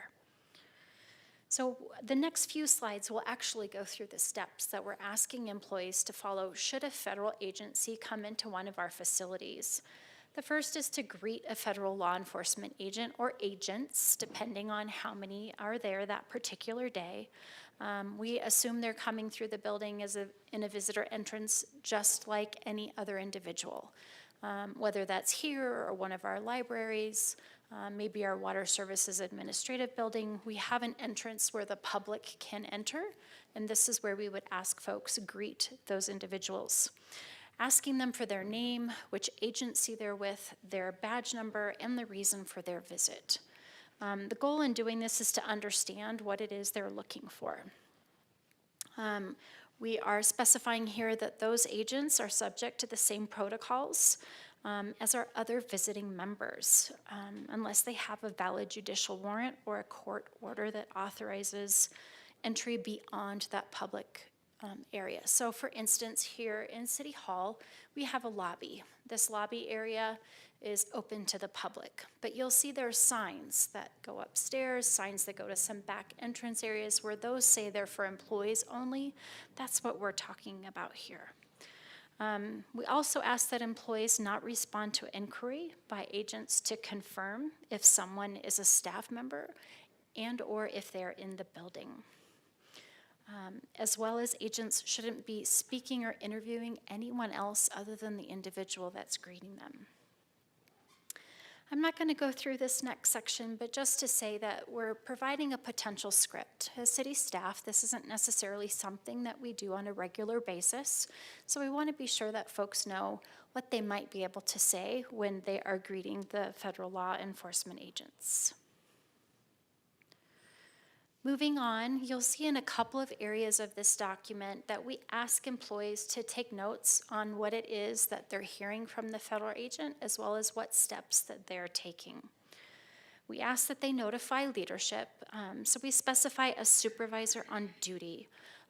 We say that because there may not necessarily be a manager or a division director in that particular building, and so we're making sure that they are contacting the supervisor that's there in the space where they're working.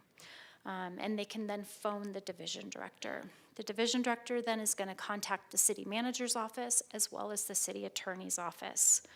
Again, we're asking them not to share any of the information that they learned from that federal agency with anyone else other than the individuals specified. The last piece on this is to obtain documentation.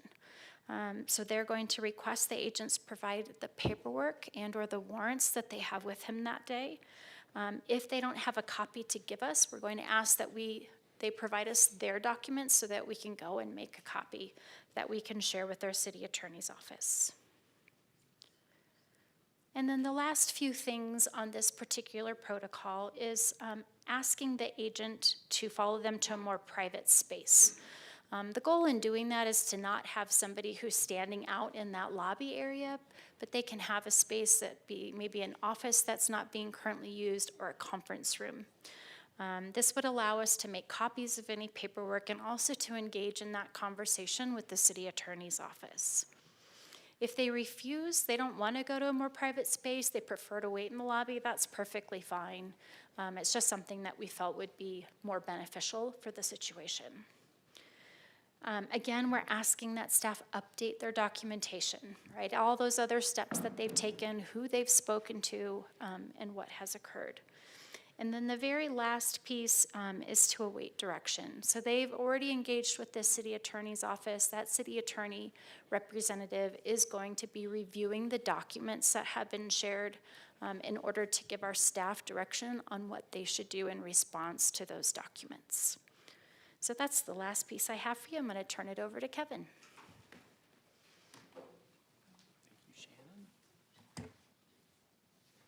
Good afternoon, Mayor and Council. So the piece I have is how the city is going to respond when we receive a request from a government entity or a nonprofit entity to utilize city property to conduct its operations. So obviously this has been a concern in the community. We've received a lot of questions about it, about what will the city allow, who will allow it. And so through our internal discussions, we came up with we wanted to formalize the process, and we thought about the best way to do that in a way that we could get out quickly, so we get ahead of it, as well as a form that would allow us to remain nimble in case we needed to make any changes. And we came up with the idea of putting it into a city manager directive. And you'll see, I would call it the heart of the directive on the screen. The directive is attached to your council agenda. It has a little more detail about applicability and purpose, but this is the main section that talks about the process we envision. And in our discussions, we felt it made the most sense that when a federal entity or nonprofit entity came in and had this type of request, that it would go to the city manager's office first. And you can see on the screen, we talked about then what would the city manager do as part of her review. And we focused on looking at whether or not the requests further the interests of the city and the goals of the city. And in doing that, we put a little more detail in there and said that the request furthers the interests of the city when it aligns with city goals and priorities, and key, does not create unreasonable disruptions to city operations or present an unreasonable danger to the public health or safety.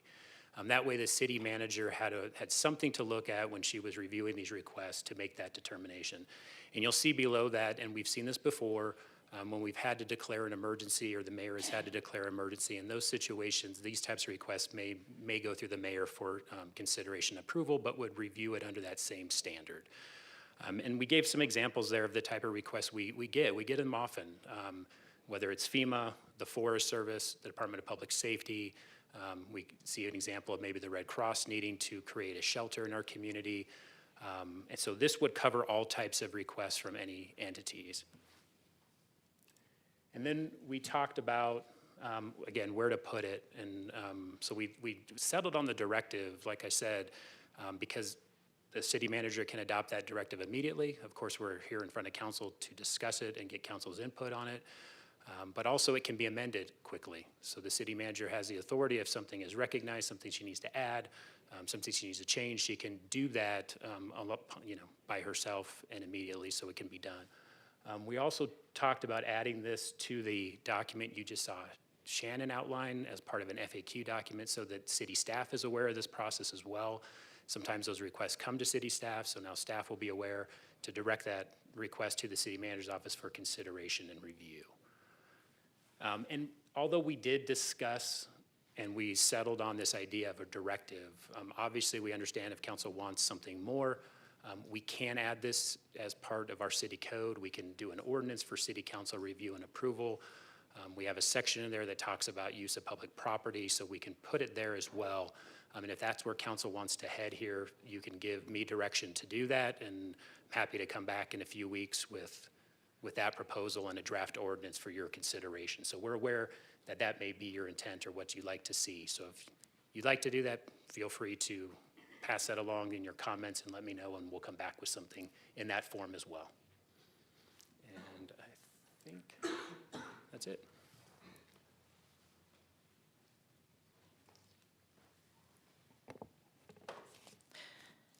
And Mayor and Council, just to clarify, I think Kevin did a nice job summarizing. We chose the city manager directive route because it is something that we can put in place immediately. And after this evening, my plan would be to do that first thing tomorrow. If there is an interest in bringing back a change to code, and that would be something specific into our special event permit? No. Public property section, then that would be something that would take probably several months to bring back with the notice requirements, et cetera. So we could do both, but just know that my plan is to put this directive in place first thing tomorrow. Thank you. Councilmember Aslan. Thank you, Madam Mayor. Thank you, Joanne, so much. Really appreciate the amount of bandwidth and energy and work that has gone into all of this behind the scenes. And, you know, it's been driven by public concern, but that's a concern that is shared widely among staff and within the city, and I know that. Can you talk about city manager directives a little bit more? What is the directive? How does that relate to council policy? Where are those published? And do you have any examples of other city manager directives that are operating right now? And finally, you know, discuss the contingency that suddenly you're gone, we have a different city manager, maybe there's a different council in place or the same one. Walk me through some of those scenarios just to allay concerns about the transparency and the firmness and the teeth that this has. Great. Well, thank you, Councilmember Aslan. That's an excellent question. So city manager directives, we actually have a list of city manager directives on the city manager's website. The majority of them relate to kind of employee guidance, like we have our remote work directive, for example. I'm trying to think of some other examples. What is that? Oh, Kevin's giving it to me. Thank you. I knew you were going to ask this question. Our threat management plan, service animals in city facilities, our vacation leave policy, our ethics policy is actually an employee directive. And we're in the process right now of actually changing the policies to directives to make sure that you and the community knows that a directive is approved by city manager, a policy comes to council for approval. And back to your question, Councilmember Aslan, all of these directives were put into place with prior city managers, and I'm a new city manager, and my plan is to keep all of these directives in place. I think there is a chance that, you know, you could remove a directive. My plan would be to, if we did make changes to this specific directive, I would come back to council and give them a heads up. I know specifically we received an email today about a request to maybe look at the directive and some language that we may be able to strengthen it. I'm happy to sit down with that group and look at some options, but I would like to get this one in place right away. Does that answer your question? There's a lot of teeth to directives. It does. It answers my question. I hope it explains things a little bit better to the public. For one, in my case, whatever else happens tonight, I would definitely recommend the process moving forward of codifying this a little bit. Great. Thank you. Mayor, if I'm... Yes, please.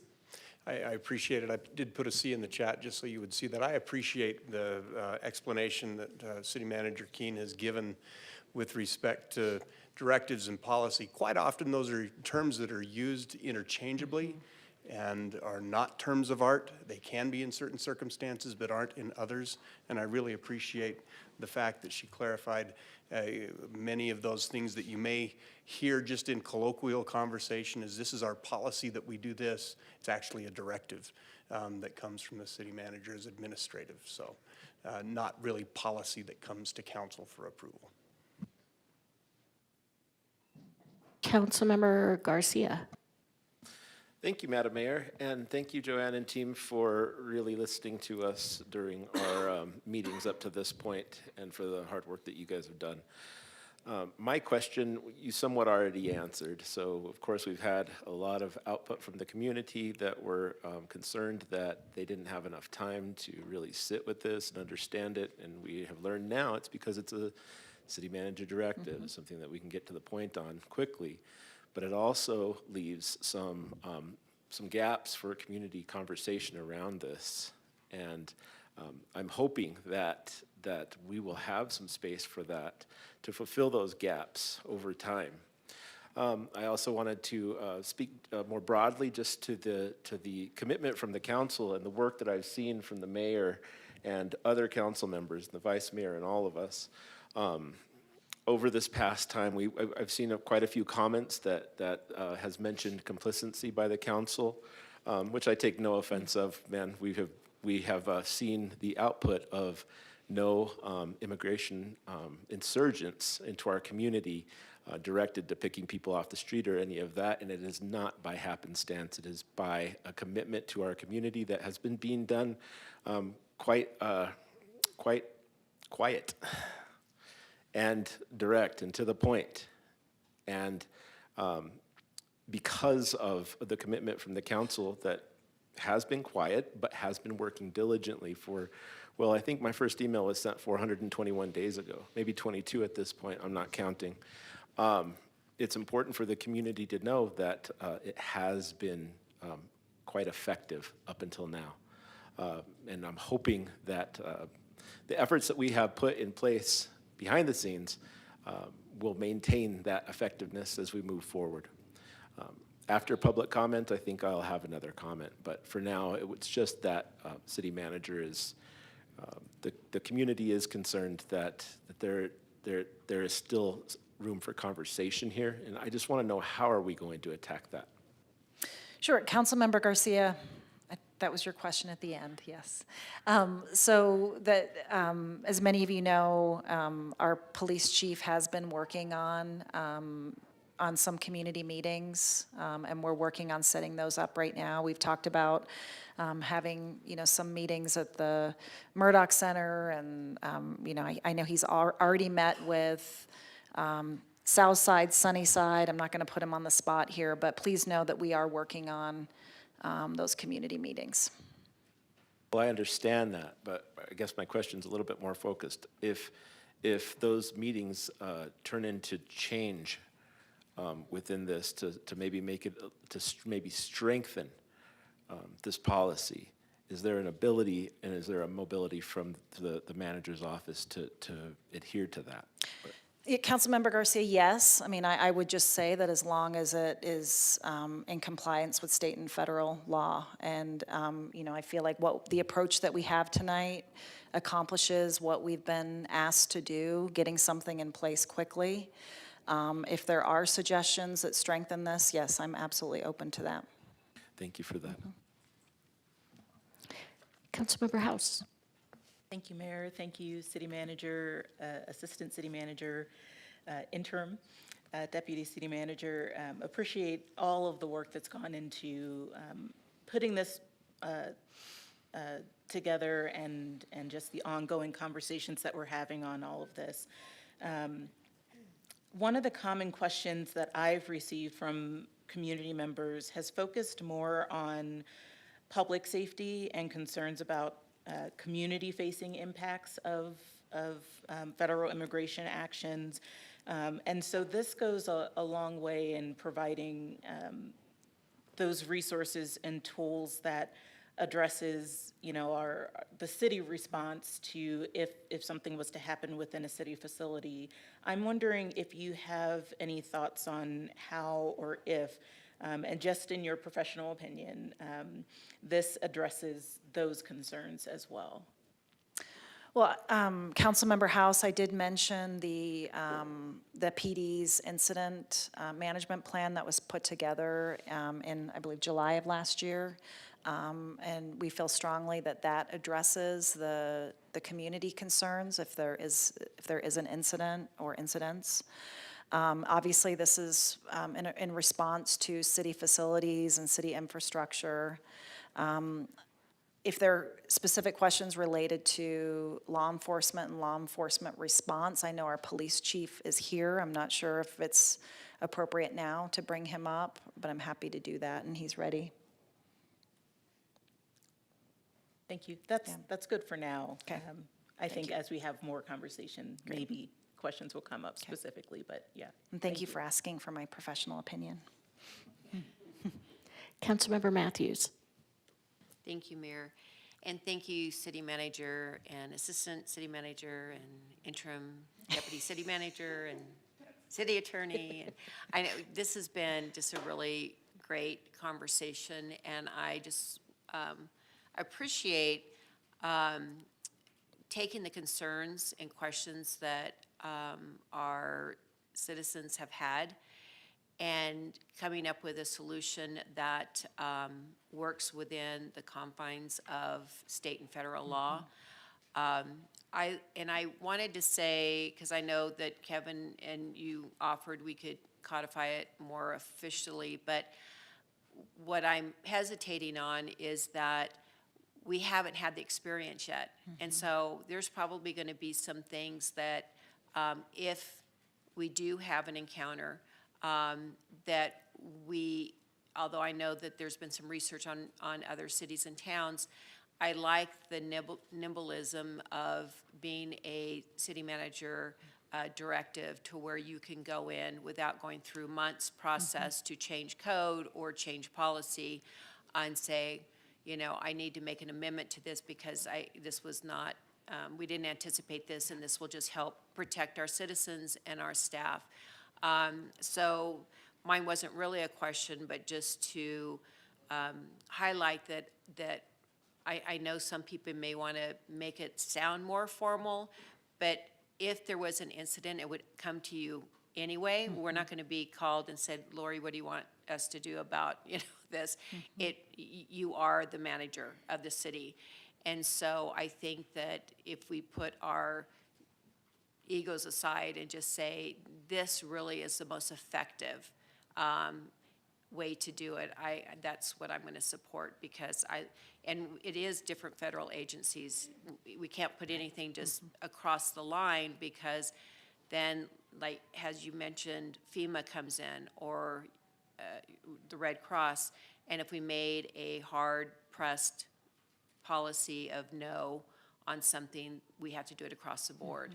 And we are not immune to having the need for federal agencies to be up here. We have fires and floods and disasters and stuff, and we don't want to do something that will be negative on that. So I appreciate all of your work. Thank you. And the chief. Correct, and just to respond to that, Councilmember Matthews, you know, I'm not sure if everybody in this room knows, but council hires the city manager, so I am responsible to you. So if I do have a change that I see needs to be made in this directive, I commit that I'll bring it back to all of you. Vice Mayor. Thank you, and I too want to express my gratitude for everyone involved. We have been talking about this, and I think that, you know, this conversation is needed, and I appreciate that it's happening and all of the work that has led up to tonight.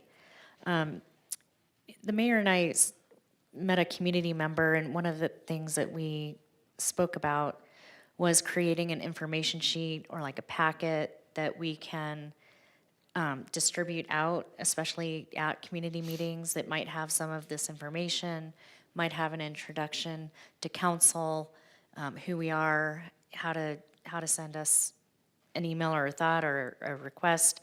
And I'm just wondering if you've given that any thought.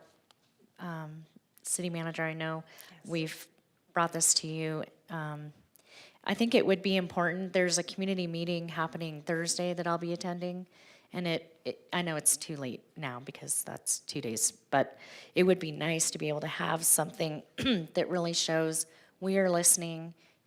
Here are what we are hearing are your concerns, and here's at least something that you can take away from this, and we are reachable and accessible.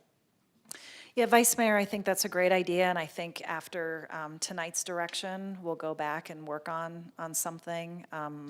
It'll include the link to the online portal. We've also been working on just some messaging out to the community, and I think that's something that we can put together.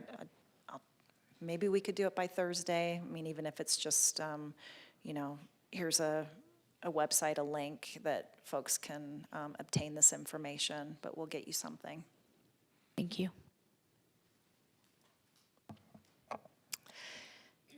Thank you. Thank you. I would like to second Councilmember Aslan's request for an ordinance of some sort. I'm keen to get this put into place immediately, but I think after additional public outreach, something may come up that we want to add into an ordinance, and so I would like to see that. And I spoke with Phoenix a couple of days ago. I know you've spoken with Phoenix and Tucson. Do you have an idea of the direction that both are taking?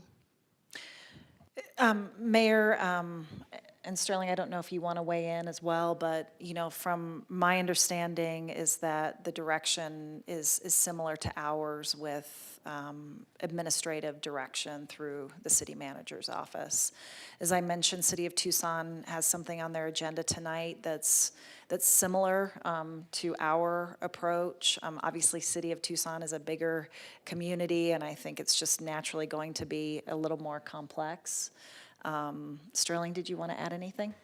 As City Manager Keene indicated earlier, I believe that we're more aligned than not when it comes to our approaches to this.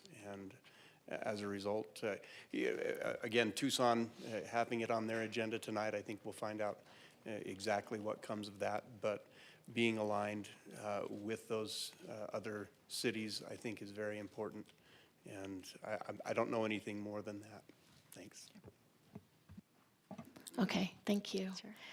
I am going to take public comment, and then if there are any other comments or concerns, I think you're hearing general consensus that we want to see this directive implemented. Yes, thank you, Council. Tomorrow. Appreciate it. Thank you. Tonight.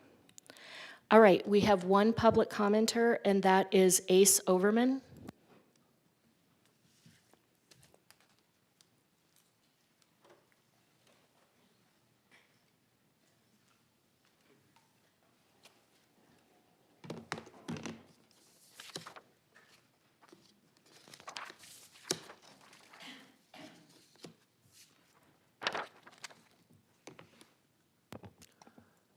Hello, Mayor, City Council members, and City staff.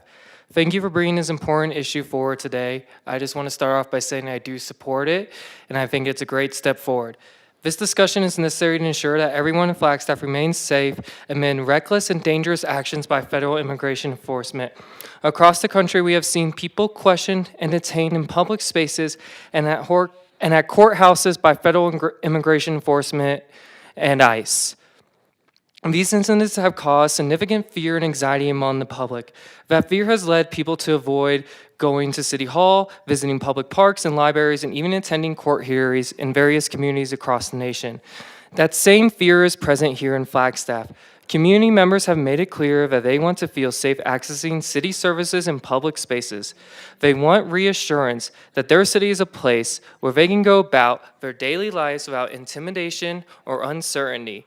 Several local governments across the nation have taken steps to address this issue. They have held meetings and discussions on how to respond to federal immigration enforcement practices and to protect their residents against them. One simple solution some communities have adopted is posting signage that clearly states, "This is city property, and civil immigration enforcement is prohibited here without a valid judicial warrant."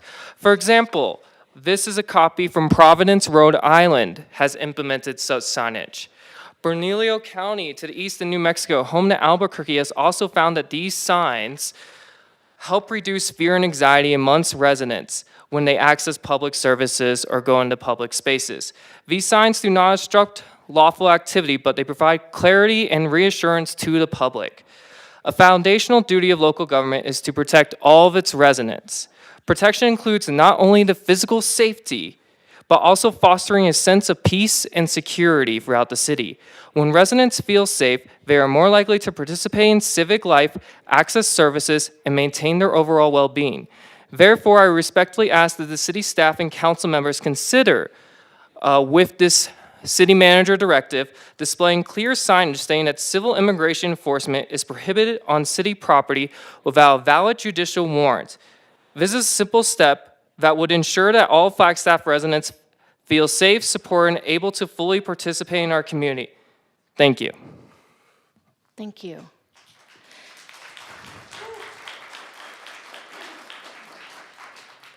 All right, so now we're going to move down. Council, are there any additional questions or comments? We're going to move down to items 14A and B.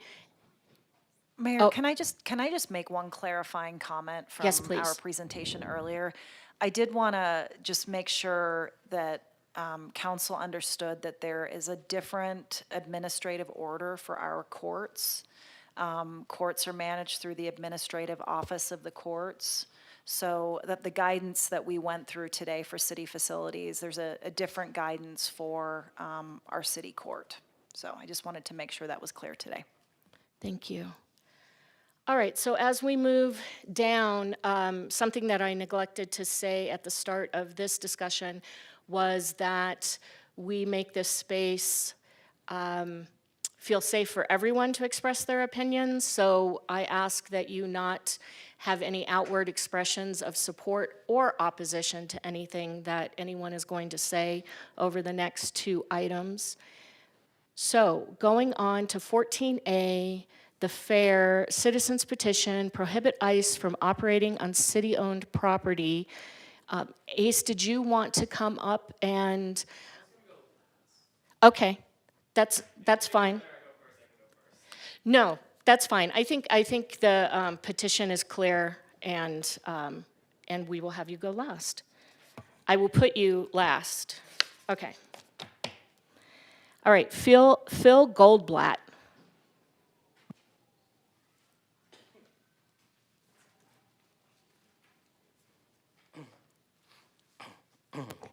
Mayor Daggett, Vice Mayor Sweet, and City Council members. I'd respectfully request that Council not place citizen petitions entitled Prohibit ICE from Operating on City-Owned Property, nor clarification on the Flagstaff Police Department January 24th statement on any future Council agenda. The reasons I have for justifying this are many, and I believe quite reasonable. Number one, from time immemorial, we know that city, state, and federal authorities, especially law enforcement, have traditionally cooperated with each other for the safety and protection of residents and citizens. To tamper with this is really counterproductive to the benefit of our residents. Number two, we also know that the relevant laws and case law on this means that such a petition is mostly window dressing, but with no substance, even if passed, other than for the purpose of politics and to cause certain people to, quote unquote, feel good. Third, ICE normally has no need for the city, police department, or government to cooperate with them because they possess their own information base and have their own resources. Fourth, even if the second petition were passed, it only prevents federal officials like ICE from violating their own laws. It says nothing about violating city ordinances, county laws, or state law. They can still be held accountable for violating those. Lastly, and fifth, if the city of Flagstaff is really concerned about abuse of the law by ICE, then the laws already on the books should be enforced, or an ordinance passed that fulfills any, and I want to make a correction here to the letter that I sent council. I said perceived gaps. I want to correct that and say actual gaps in the laws, but yet allow them to say nothing about their ability to carry out their lawful duty to uphold federal immigration law. Neither of these petitions accomplish that. Therefore, I would truly ask council not to spend precious time on this for no other reason than to satisfy some group's political agenda. And I thank you for hearing me out. Thank you. Kim Curtis.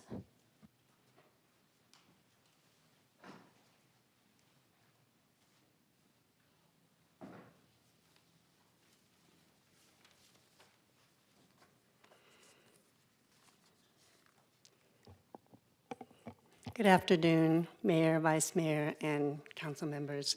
My name is Kim Curtis. I am a member of Keep Flagstaff Together, and I'm partially speaking for that organization.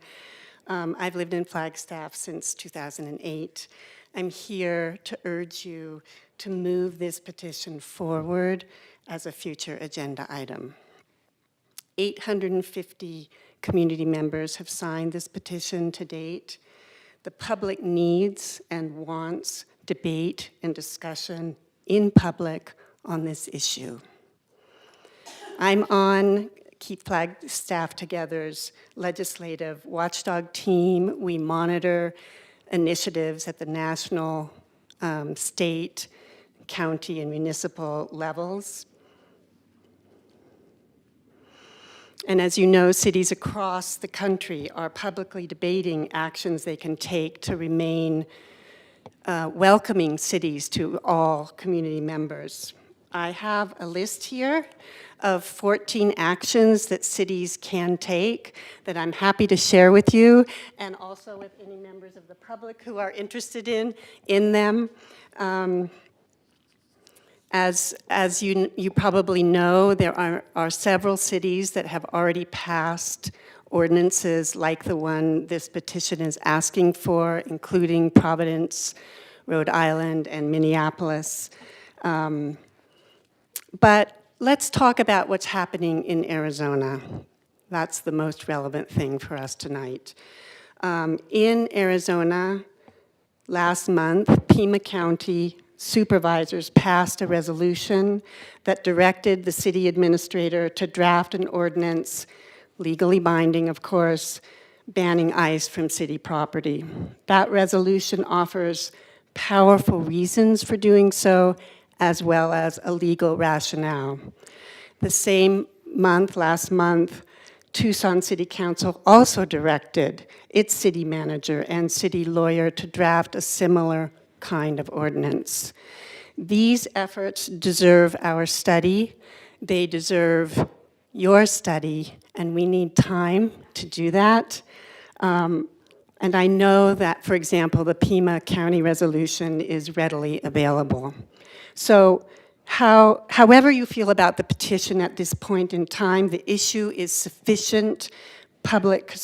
that there is sufficient public concern that you should move it forward so it can be public debated, and that so that you have time to study up on what Pima County and Tucson have done. And I thank you for your time. Please don't bury this issue. Councilmember House. Sorry, Ms. Curtis, could you come back for 1 second? I had a quick question for you. You mentioned the list that you had. Is that something that you can either leave with the clerk to pass around the dais or email us? I will email it to you. This Thank is you my very only much. copy, so Okay. I will email it to you gladly. you. Yeah, thank you.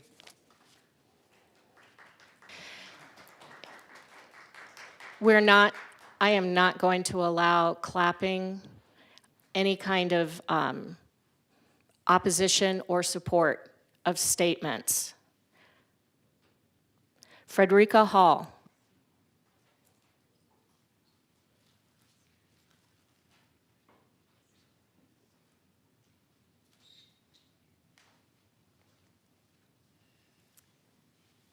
Hello, everyone, and thank you, Mayor and Vice Mayor. I've been writing you for a bit, and I was first concerned because of the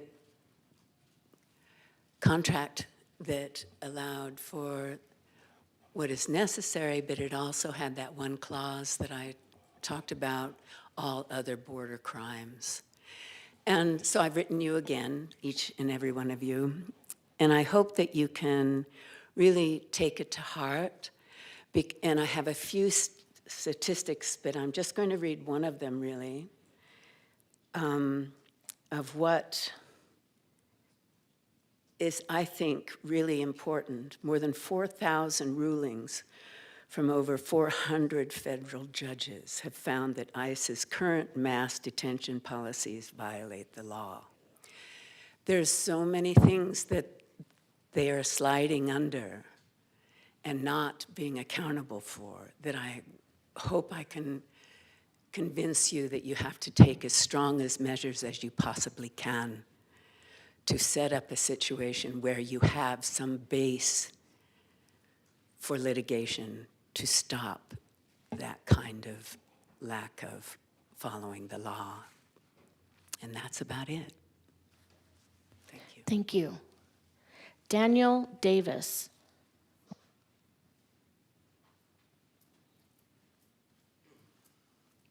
All right. Good evening, Mayor and Council. This is my first time here, and so I'm nervous, and it sounds like I might be a little bit late to the party as far as this conversation goes, but I've written something, so here we go.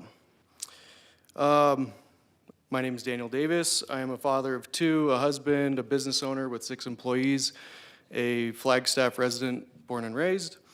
And so I care deeply about our community. Tonight, I'm currently skipping my regularly weekly scheduled Constitution study meeting to speak on this specific topic as I get to practice my First Amendment right under the U.S. Constitution. Our group has made it through a lot of America's history, going through the Declaration of Independence, Articles 1 through 7, and have made it through the Bill of Rights, Amendments 1 through 10. Tonight, we would have been starting on the 11th Amendment. Once we get through all 27 amendments, we'll be going through the Federalist Papers and eventually the Arizona Constitution. We all see what's happening around the country and have seen many communities speaking up and speaking out. It is truly amazing to see how people come together.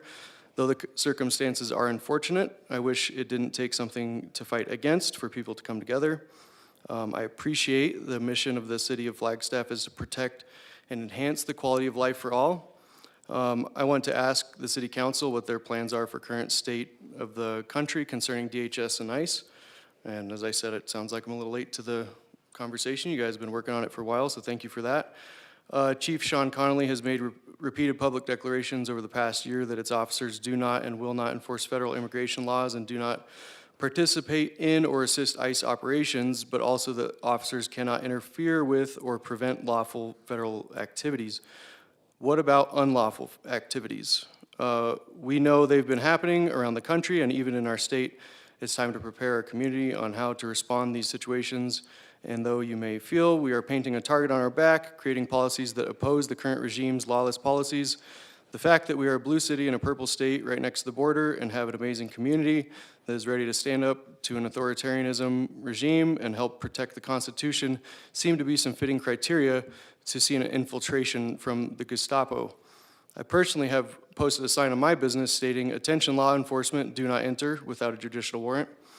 After the shootings in Minneapolis, we've seen the budget increase from $3.3 billion to nearly $10 billion for ICE. You know, they're hiring all sorts of new enforcement, and I'm gonna run out of time, but I won't go over all those details. Anyways, you guys all know the facts. This should not be a conversation that we, the people in this country, should be having. However, I think it is time to turn the conversation into a plan for our community. Thank you. Thank you. Crystal Diaz.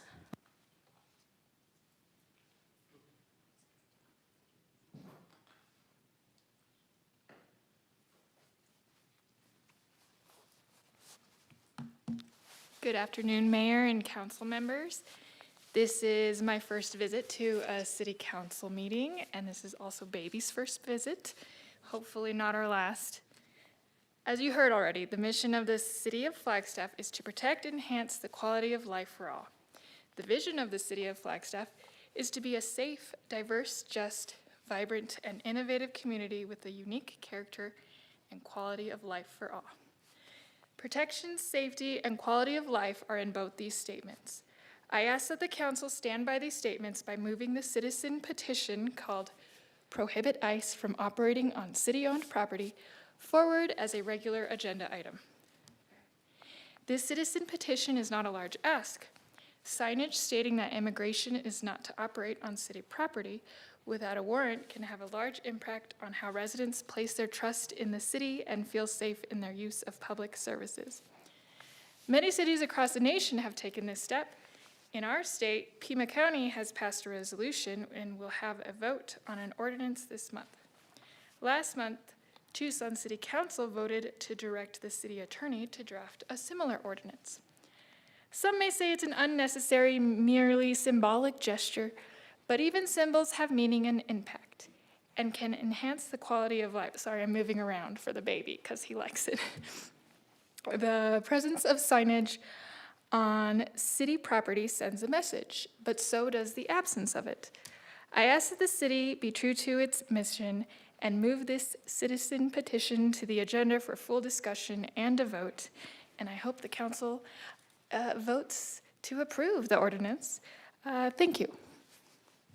Thank you. Brent Simmons.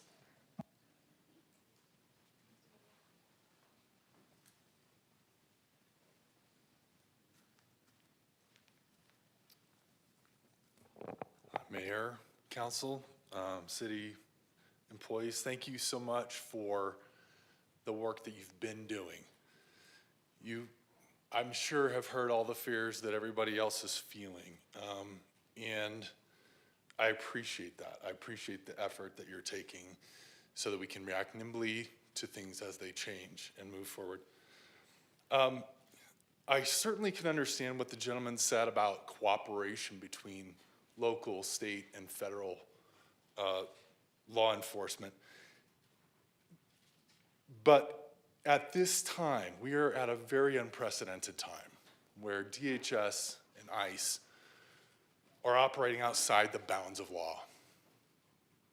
They are taking people's lives without accountability. I work as an ICU nurse, and I've heard that there was an ICU nurse that was murdered by ICE. And for me, the bigger problem is not that ICE killed a person in cold blood. It's that there's no accountability. There's been no accountability. There's been no, if ICE or DHS was a law enforcement agency, what would happen?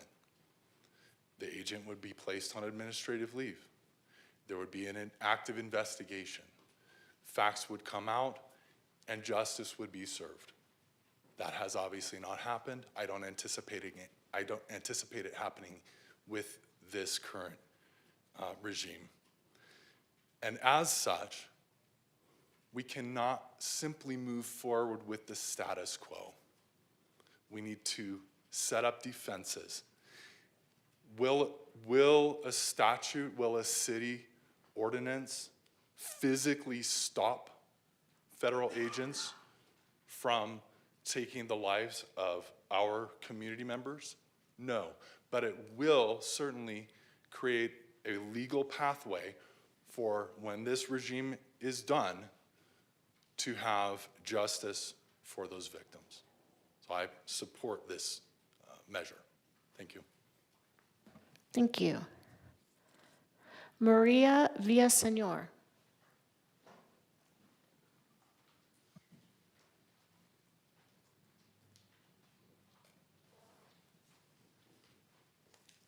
Quite short.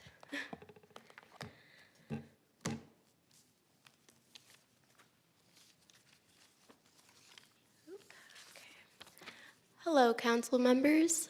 I'm speaking on behalf, my name is Maria Villasenor. Sorry, I should start there. I'm a philosophy, politics, and law major, and I'm on my last year. I'm graduating in December this fall. So I'm speaking on behalf of my own virtue and values on behalf of safety and protocols for students and for the community. I'm speaking to the Council of Coconino County and Flagstaff. We need to implement more initiatives to know your rights. Training, we need this in council meetings. I mean, even today I have a lot of my students here with us today. Hey guys. I've got them to get here. We haven't heard this on campus. NAU needs to be aware of these council meetings as well. We're seeing our environment from day to day. I've lived up here my past 4 years. So I'm speaking to the Council of Coconino County. We need to implement more initiatives. I see you guys. You guys are doing great things, and I'm seeing all of your initiatives. Know your rights training is important right now. Over my 4 years of living and learning in Flagstaff, Arizona, I'm a first-gen Hispanic student studying philosophy, politics, and law. My roots and family are from Nicaragua. My concerns stem from immigrants and students that are either immigrants or have immigrant backgrounds. I and fellow club members on campus have brought awareness to the fact that Northern Arizona University is not a sanctuary campus. It's not hard, guys. Sanctuary is for safety and protection of our students. To protect our students, I have heard concerns, and the question that I raise is, since we haven't been attacked by identified agencies, what protocols will we take at that exact moment? To protect students, to protect humans, essentially, we don't want anything to happen to our communities. I like the alerts of sending notifications out to the community. I much rather not receive alerts of unmarked vehicles or agencies that have been patting down teenagers. Yes, I have received many. Conspicuous and skeptical of things happening within our communities. However, yes, we need to be more attention. We have to have more intention and implement protocols in case something were to happen to our community. So, an action that I pose is that we have a Know Your Rights posted more steps on community boards and maybe more training for people to be involved with in the community for Know Your Rights. Let us protect our Indigenous communities and fellow community members. Thank you, Mayor and council members. Thank you. Sarah Rogala?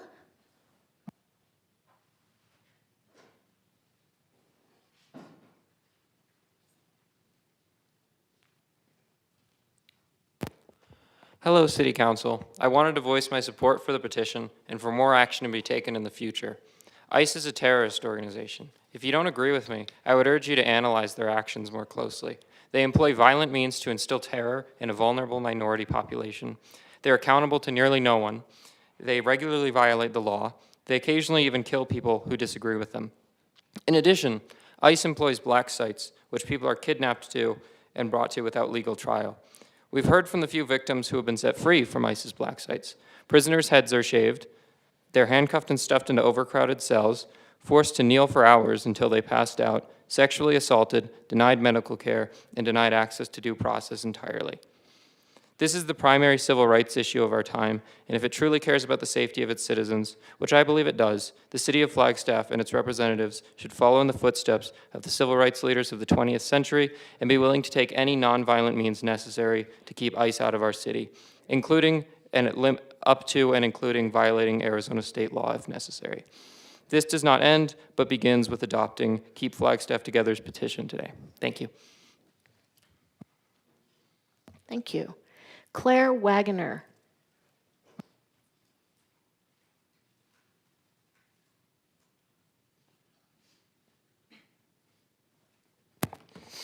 Hello, City Council. My name is Claire Wagner, and I'm a student at NAU and the council representative for Students of a Democratic Society.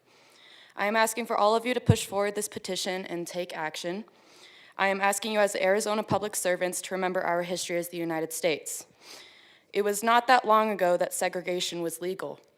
It was federally illegal for Black people to attend colleges until 1964. Many people in this room were born before 1964. That was only 62 years ago.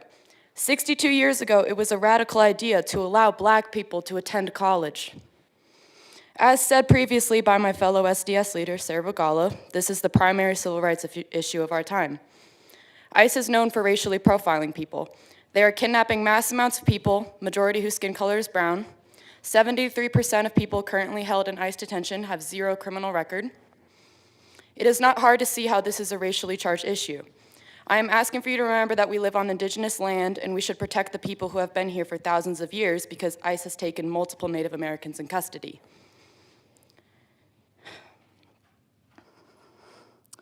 They see anyone who they think is illegal, they kidnap them, and they take them to an unknown location where they are held in inhumane conditions, conditions that many people have died from, including Lorenzo Antonio Batres Vargas, who was arrested in Flagstaff in August 2025 and later died in ICE detention. His cause of death is still unknown. They are not only attacking illegal immigrants, they are attacking anyone who stands in solidarity with the innocent immigrants that built this country. I believe that the city of Flagstaff should be doing everything in its power to protect our neighbors, and the most effective way for us to do that right now is to prevent ICE from coming here as much as possible. I am not trying to push an agenda. I am calling out a threat, and I am asking you to protect us from said threat. ICE is an illegitimate, violent organization, and we should fight against their actions as much as we can. Please remember that law does not equal morality. I am asking you to stand up and fight for what is right. Be on the right side of history. Protect our neighbors. Protect the people of Flagstaff. Act on your sworn duty to protect me. Thank you. Thank you. Jill Stevenson.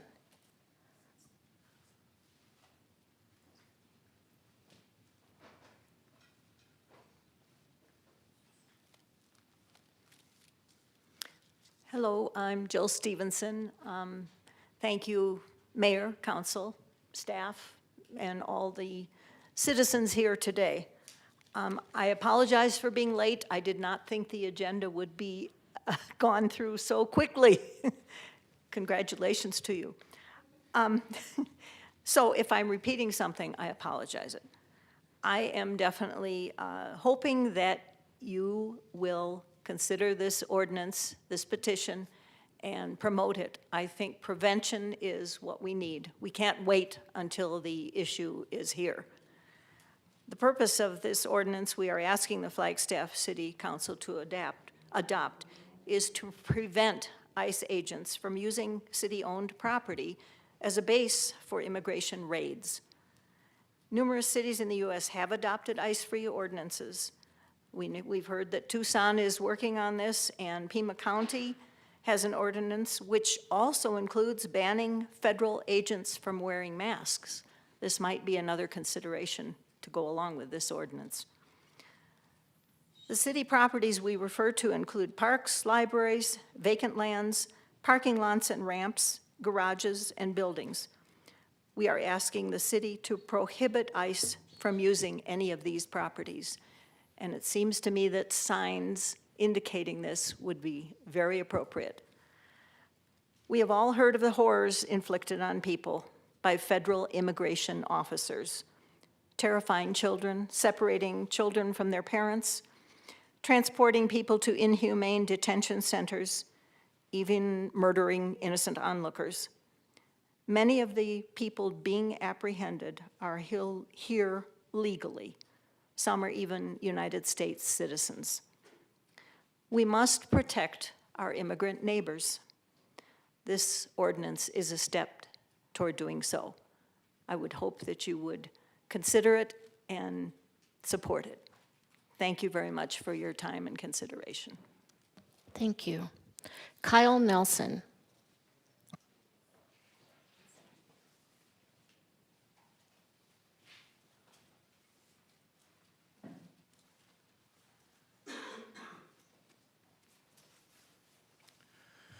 My name's Kyle Nelson, and I'm a resident of Flagstaff. Thank you, Mayor and Council. I am in support of this issue, but I mainly just had a question, and I know I may not get an answer here, but I just wanted to put the question out so it could be part of the conversation. In the event that there were ICE or CBP enforcement actions that took place at a city facility or city property, in the event that someone was injured in the process of those actions, would the city have any obligations or responsibilities to see that those people got medical attention before they were placed into custody of the ICE or CBP agents? And that's just something I would like to have considered.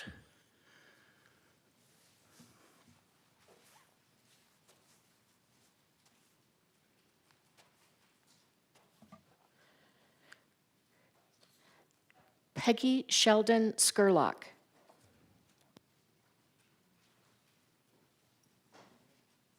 Hello, Mayor and council members. Peggy Sheldon Skurlock, resident of Flagstaff, Arizona. Sorry I'm running late, came from work. I really appreciate you hearing this issue and addressing it. I encourage you to take it very seriously. This is a concern of many citizens, many that aren't here, and we're advocating and speaking on behalf of as well. I'd like you to take it beyond the kind of legal regulatory parameters, and I want you to consider it health, communication, safety, of course, and future. I work in a healthcare system. I work with a lot of families, children included, and children, even with parents preparing them and supporting them, they are talking about these issues. They're very concerned about it, and it really brings up a lot of anxiety. That is something certainly parents and families are addressing, as well as school personnel, counselors, etc. But it is a real thing in our community. I also want you to consider it on a health well-being level, and that is kind of the mental health well-being for all of us. And in addition, taking proactive stances is a wonderful thing that parallels completely with health and well-being. I know that there might be some parameters that you already have in place or are considering, but I really want you to consider the proactive stances being presented, which are not extraordinary, asking removal of masks, asking for judicial warrants, and asking for people to behave in a regulatory policing type of manner. So I really want you to also think about future in each of those realms. The future of a lot of our families and children in our community, the future of health and well-being for all of us, and I think the future and well-being and trust that we citizens have with our police officers, sheriffs, and others. So thank you so much. Thank you. We have an online commenter. We have one online commenter this evening. Maria, go ahead and unmute and offer your comments.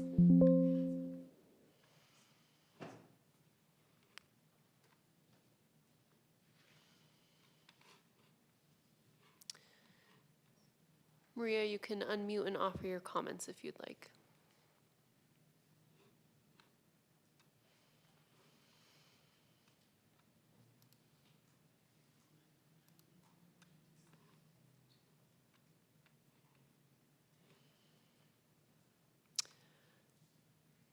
I'll provide the information to reach out to you all for email.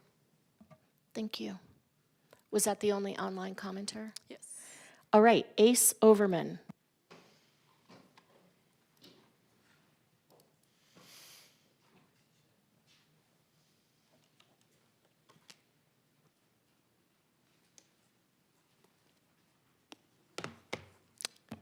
So hello, good evening, Mayor, council members, and city staff. I am the author of this petition, and I'm here to ask you to consider moving this citizen petition that is requesting an ordinance that would prohibit ICE and other federal immigration enforcement for conducting civil immigration enforcement and operations on city property without a valid judicial warrant to a full agenda item. I would just like to start off, I submitted this a month ago, and yesterday was the city manager presentation was added to the city council agenda. I would like to say that this ordinance would support the city manager's directive, I believe, from what was presented tonight. I began this petition after hearing from residents, students, parents, and elders who feel fear and uncertainty about using public spaces here in Flagstaff. At community gatherings and protests, people have shared concerns about going to libraries, parks, and city offices. No one should feel afraid to access city services here in Flagstaff. This ordinance is grounded in local authority. While immigration policy is federal, control over the use of property is local. The city has the authority to set reasonable conditions for how our public spaces are used. This ordinance will establish a clear and consistent standard. Civil immigration enforcement on city property requires a valid judicial warrant. Several other communities have already taken this step and implemented local policies of this measure. In total, 42 cities, 9 counties, and 3 states. Local officials that I've spoken to report no retaliation from DHS and no loss of federal funding after implementing this ordinance. These ordinances have made clear of how staff should interact and document ICE interactions, and the displayment of signage that clearly states ICE is prohibited on city property without a valid judicial warrant. Ultimately, these ordinances have helped reduce fear for residents accessing public services and being in public spaces, ensuring the mental well-being for the community. When I saw that Pima County and the city of Tucson were moving in this direction last month, I asked myself, if they can do it, why not us? This is not unprecedented, it's practical governance. I do want to say I appreciate and support the measure, the city protocols for staff interactions with federal immigration enforcement and the ICE misconduct reporting system mentioned here tonight. However, I think it is not enough.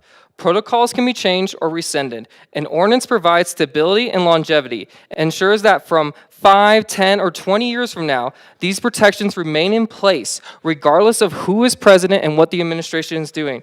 We know history repeats itself, so let's not have to repeat this conversation years from now. This creates a legal pathway for the city and state attorney general to sue DHS and hold them accountable. Ultimately, this ordinance is about safety, trust, and clarity. It affirms that our public spaces are places of services, not fear. I respectfully urge you to move this ordinance forward. Thank you for your time. Thank you. James Cosby.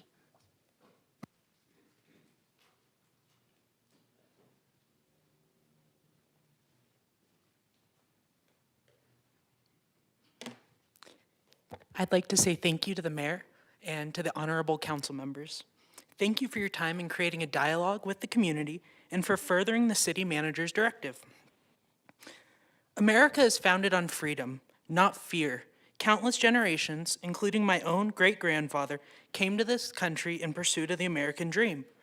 ICE has sent ripples of terror through our community, and only together can we keep our home and our most vulnerable communities safe. Flagstaff is made great by its diversity, not diminished. That is why I ask that you would join us in supporting this initiative to protect our city and our neighbors. Thank you so much. Thank you. Rhiannon Colvin.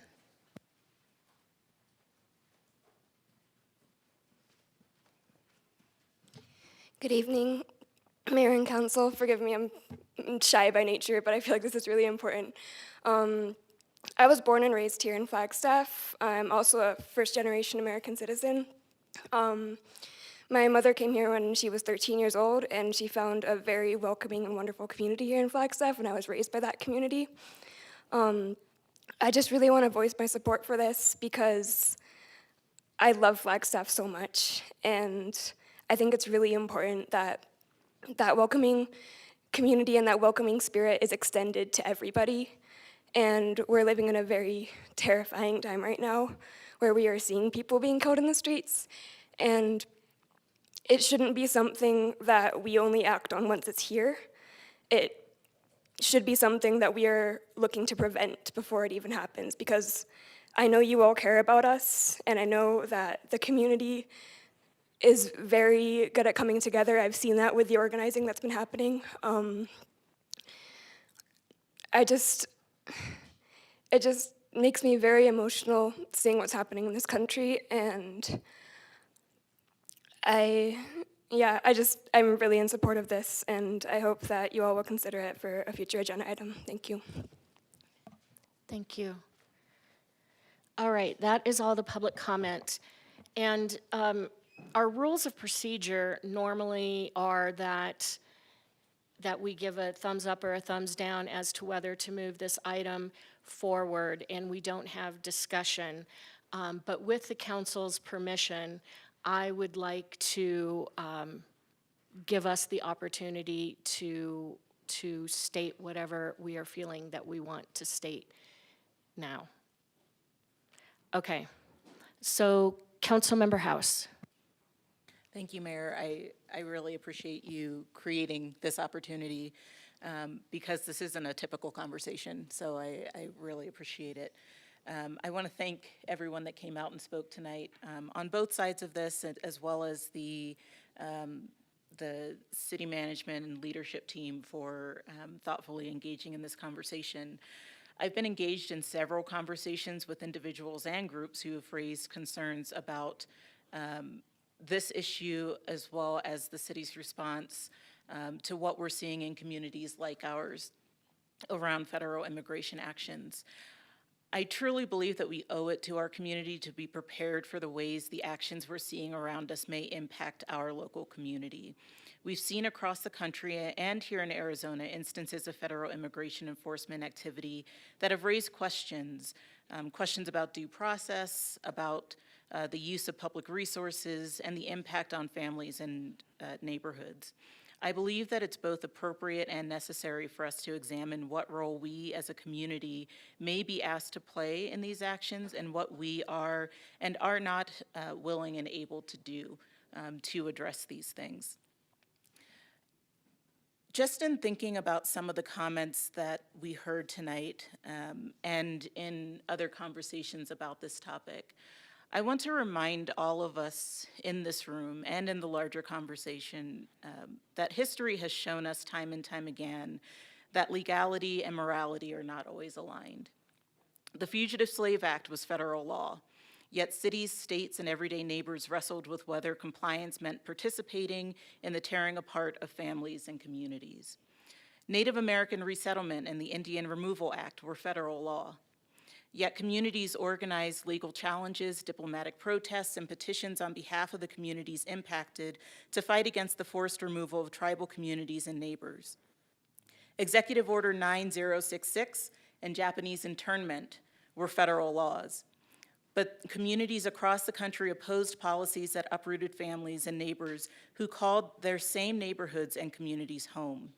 Many throughout our history have stood up not necessarily because they agreed on every issue, but because they believed their local community should not be instruments of harm. That historical tension is an integral part of the American story. This is not about symbolic gestures or partisan positioning. It's about governance, communication, transparency, and our commitment to doing what's right for our community. It's about clarifying policy, understanding our legal rights and responsibilities, and ensuring that we as council are fully fulfilling and aligning with our mission to protect and enhance the quality of life for all. When uncertainty exists, the responsible thing to do is to engage in thoughtful public discussion, engage in all voices, and bring clarity with transparency in any ways we can. I believe that engaging in conversations as a council and with our community does not presume a predetermined outcome. What it does do is affirm that we are willing to examine how all of these matters intersect with our local responsibilities. It affirms that we take seriously our duty to safeguard community trust, uphold due process, and ensure that we do all that we can as community to refuse to compromise the well-being of our residents without clear legal authority. Our role is to serve Flagstaff, and I believe that that means asking difficult questions, having open discussions, and ensuring that our policies reflect both the law and our commitment to community stability. Engaging in this dialogue is not an act of defiance, it's an act of stewardship. It's not a violation of our oaths, it is actively upholding that oath in the same ways our forefathers, ancestors, and elders did through democratic discourse and the willingness to grapple with our place in history. All of that said, I do support moving forward discussion on 14A. I am of a different opinion. I don't necessarily support moving forward 14B because it seemed more like a question than an actual agenda item. And I think that that question can be answered in other conversation. But that's where I stand on moving these forward, as well as supporting moving forward the work that's happened from the city team and having further conversation on codifying this action as we can and as seems to fit within our policies. Thank you. Thank you. City Manager. Mayor and Council, I apologize I didn't get my comment in before Councilmember House. I did just want to provide a few just clarifications with some of the comments that were made during public comment. I mentioned it in my slides, but SB 1070, it does not allow the city to ban ice from our facilities, so I just wanted to make that clarification. The second is that we have looked at Pima County's ordinance that they have put forward, and we're pretty sure that it's likely going to be legally challenged. And then the comments about Tucson. Tucson is no longer considering an ordinance. They're doing an administrative directive through their city manager, similar to what we're doing this evening. So again, I just wanted to provide that clarification just for all of you tonight. Thank you. Thank you. Councilmember Spence. Thank you, Mayor. I believe this item should go forward to a formal future agenda because it is the nature of a democracy to hear from its citizens and give the citizens a voice. I'm not sure where this will lead, but I believe it should move forward to a formal agenda item where we can thoroughly discuss, where we can hear from everyone in the community that wants to weigh in on this issue and come up with something that will keep our citizens safe and healthy. Thank you. Thank you. Councilmember Matthews. Thank you, Mayor. I do appreciate our community conversation always. You know, that's, you know, a healthy democracy to come here. I'm concerned, though, about putting it forward to have another community conversation unless some members are thinking about being unlawful and agreeing to pass an ordinance that the city manager has repeatedly told us and our city attorney that we cannot take. And one of the biggest things that is on my mind that I don't know that everybody thinks about is, what would that look like? Like, let's say as the city council passed an ordinance, and I know some people did make a mention of other states. Arizona does have specific laws, so you can't compare apples to oranges here. But I would wonder what it would look like if ICE came up, as they're legally able to do, whether we like it or not. And what would we expect our Flag PD to do? Can you envision them coming up and arresting them and saying, we don't want you here, and we pass an ordinance that is against federal and state law? And, you know, I can just see people getting hurt and our law enforcement getting hurt. I appreciate all the work that our city leadership team has put through this to find where we can do some things to help protect our citizens that are within the law. And, you know, I appreciate what Councilmember House said, kind of, I took it as alluding to, we don't always need to follow the law, but we do take an oath of office that swears that we'll uphold the Constitution of the state and the federal government. And where we go to change those laws is by changing the laws, not by violating them and breaking them. It is our duty and responsibility to uphold the laws as they stand, and if we don't agree with them, we lobby to change them. But to put our law enforcement in a situation that is dangerous to them and ask them to do something that is against their oath and against the law, you know, I caution my colleagues to really think about that hard. I do agree we need community conversation. I do agree that this is a time of uncertainty, and we have so many what ifs, and, you know, maybe this is going to happen, maybe that's going to happen, but I also know, I've heard, that a lot of our community members that would be directly impacted don't want a shining light on Flagstaff. We have been very lucky not to have any situation. Will that continue? Who knows? Maybe not, probably not, but I do just am cautious about moving this forward to continue this, the jeopardy of losing federal and state funds. We talked about how that looks. And I think that we need to have a conversation ongoing, but I'm not going to be in favor of considering violating state and federal law. Thank you. Anyone else?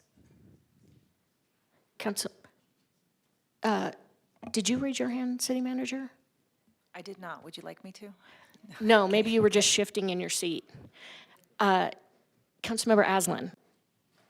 Thank you, Madam Mayor. So I want to start by saying how grateful I am to the residents who brought forward the petition to ban ICE from using city properties. I offer particular credit to Ace Overman, who spearheaded the petition in question and put an enormous amount of work and research into what he put forth. That said, because of Arizona state law, including SB 1070 and SB 1487, and the Arizona Supreme Court's interpretation of how such laws operate, I have come to the conclusion, honestly, that a literal ban on law enforcement agency would be legally untenable, and pursuing it could put Flagstaff into a legal buzzsaw and jeopardize city funding across the board. So where do I reconcile that conclusion with my previous positions and my previous stance of starch defense of our most vulnerable residents? I think we've come to it. What we can do and what staff have responsibly proposed is a strong and enforceable plan that addresses the underlying community concerns that the petition raises. I support that response, and I think it's a win for the community. It wouldn't have happened without your voices and without you guys being here and without all the organizing that has occurred in the weeks coming up to this and in the months preceding it. So I encourage you to recognize your victory in that. I also recognize that much of the concern behind this petition comes from recent events like federal immigration enforcement operations near Minneapolis that have resulted in the fatal shooting of U.S. citizens by ICE agents and subsequent public outcry and protests nationwide. I've alluded to all this before.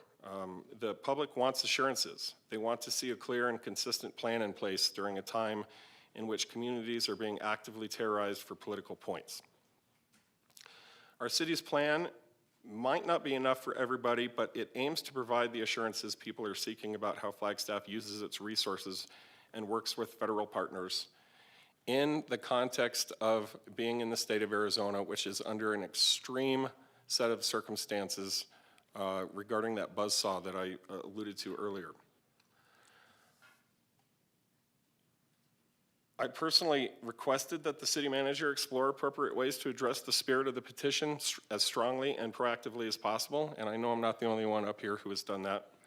And I do believe the manager's office has responded thoughtfully and in good faith, and I think at this time, at this stage, we're in a position to let this play out a little bit and see if it's working, and also determine how state law is being decided as other jurisdictions are wrestling and grappling with these same concepts. I do want to follow up with 3 little action items. I do think, City Manager Keaton, that we should draft a city ordinance out of your manager's directive. I'd also like to clarify the city court process for achieving the full spirit of your city manager directive. You opened the door there to a little bit of confusion and uncertainty with mentioning, rightfully so, it's just a fact. The courts operate differently than the city of Flagstaff proper. And I think we need to ferret that out a little bit more and make sure that we're doing as much as we can, given our abilities to protect our most vulnerable on those spaces. Lastly, I do support the signage proposal that ACE brought forth. Anything that makes the public feel safer and more secure is the least that we can do.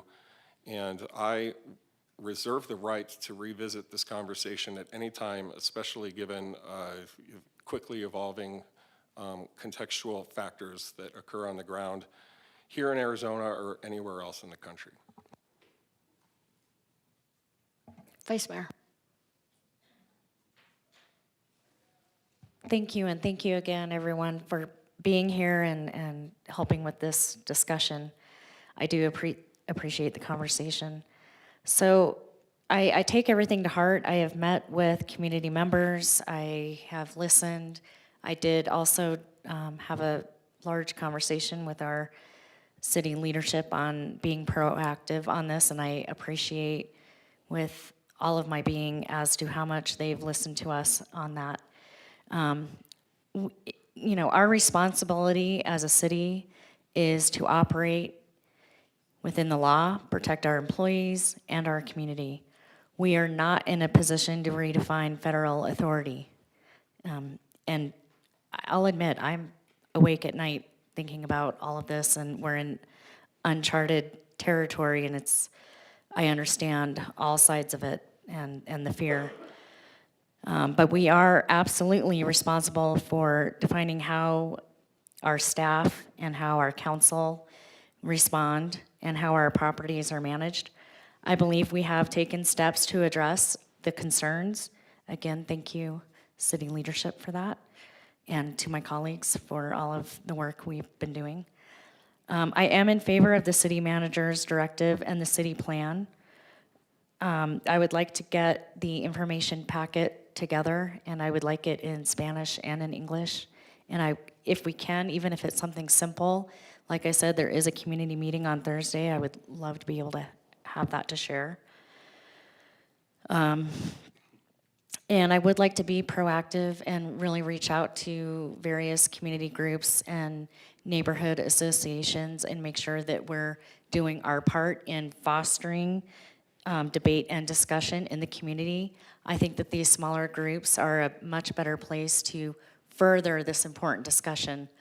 Again, I'm very glad we're having it here tonight, but I think there is more to it, and in the smaller groups out in the community where we can have a lot of back and forth, and just having that safe space is a great way to go. In no way am I trying to bury the issue. I do want to keep moving forward with all of the discussions that we're having, but I am, like I said, in favor of moving forward with the city leadership's guidance and saying no to the petition as of tonight. Thank you.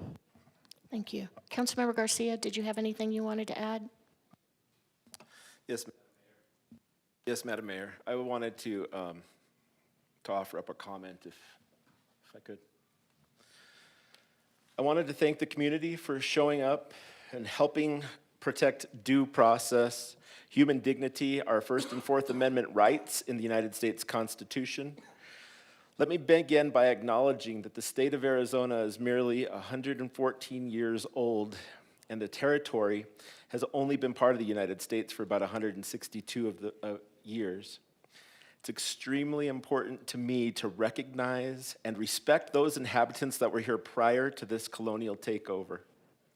Many tribes that worked in harmony with our Mother Earth, our Father Sun, our lifeblood water, and our teacher, the trees and the animals, to help establish sustainability, preservation, and balance in the place that we call home, known to our Navajo relatives as Kinlani, Duke o Uslit Bayage, and known to our Hopi relatives as Umaki. It's important to pay homage to their predecessors, the Anasazi, the Sanawa, the Wapaki, the Yavapai, Wallapai, Havasupai, and Paiute, Southern Paiute, who have maintained balance and serenity in this region centuries prior to our existence here today. There are multicultural history. They have, through their multicultural history, they have entrusted us with the stewardship of this beautiful mountain town that we now call Flagstaff, Arizona. And I think that is why we are here today, to keep Flagstaff together and to keep Flagstaff safe. It's also important to acknowledge the Basque and Hispanic heritage of this region, as it is previously a Mexican territory, which is evident in our architectural design and historical buildings, churches, and throughout the state, as Hispanics and African Americans helped build this town, this state, and this region, and carry on cultural attributes through this great American experience. I would like to highlight that historically we have lived with virtually no border between Latin America and Arizona.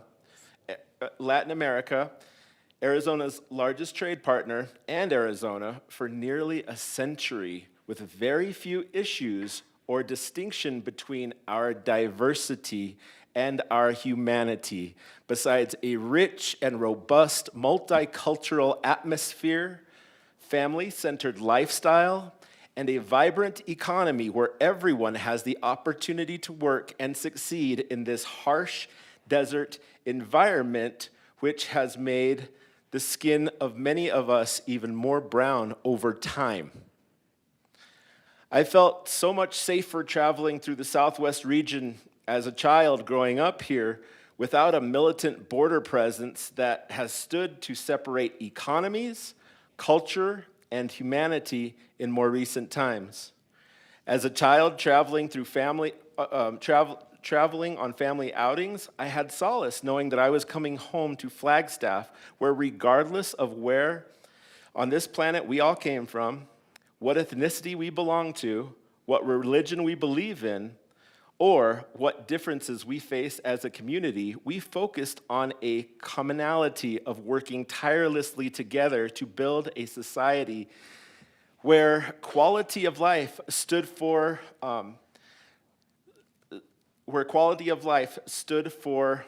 equality within our lives and the betterment of our region.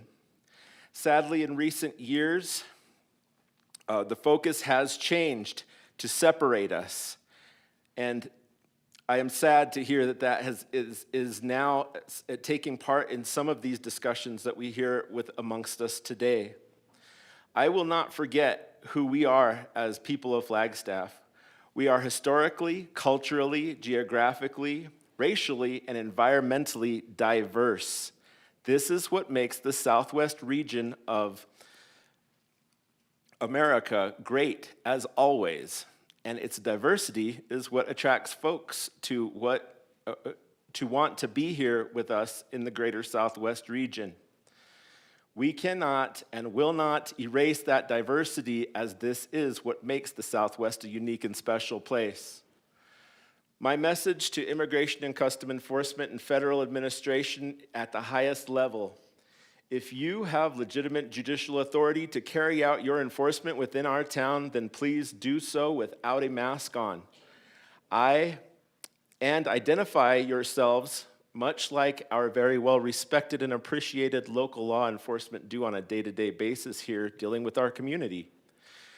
Treat everyone you encounter here with respect and human dignity. As a local leader within this community, my job is to keep Flagstaff safe. We are currently doing this without any outside help. Our local law enforcement is doing a great job by keeping criminality to a minimum with enforcement where it is warranted and keeping our streets safe. We don't need any more help with that. Thank you very much. We don't have an immigration issue here in Flagstaff. And those that are here seeking citizenship legally are more than welcome to continue their pursuit of happiness and the American dream. The immigrants that chose Flagstaff to be their home are the fabric of our community and deserve the same chance to succeed in America that your family was afforded when they were first here generations ago as immigrants. As we all know, besides the Native Americans and the indigenous, everyone here is an immigrant. Let us not forget that fact. Please help us,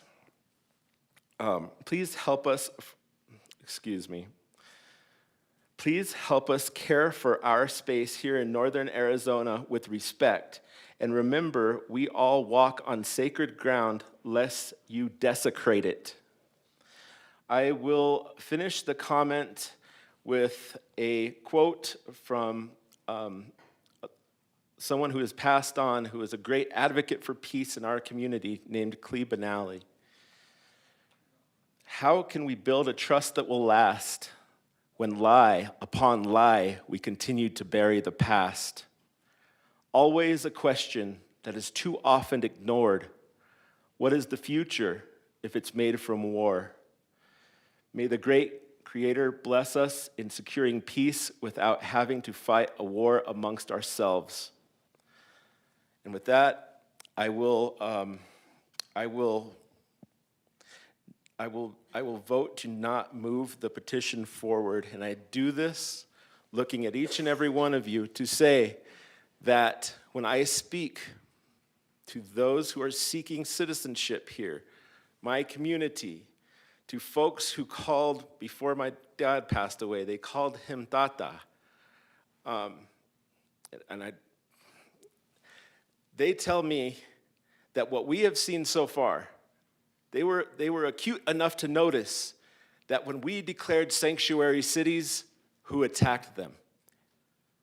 Everything that we've seen now has been a direct reflection of us standing against something. And if we legally could stand against something, I would be the first one to do so. But as it has been announced tonight, it looks to me that the city manager's directive is going to be the best way forward for us to deal with this, and I support that.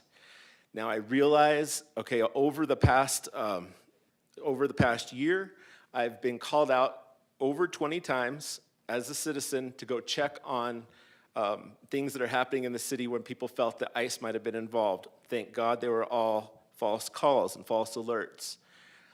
I, as a citizen of Flagstaff and as somebody who's been here my whole life, who cares about our community, I don't mind that role.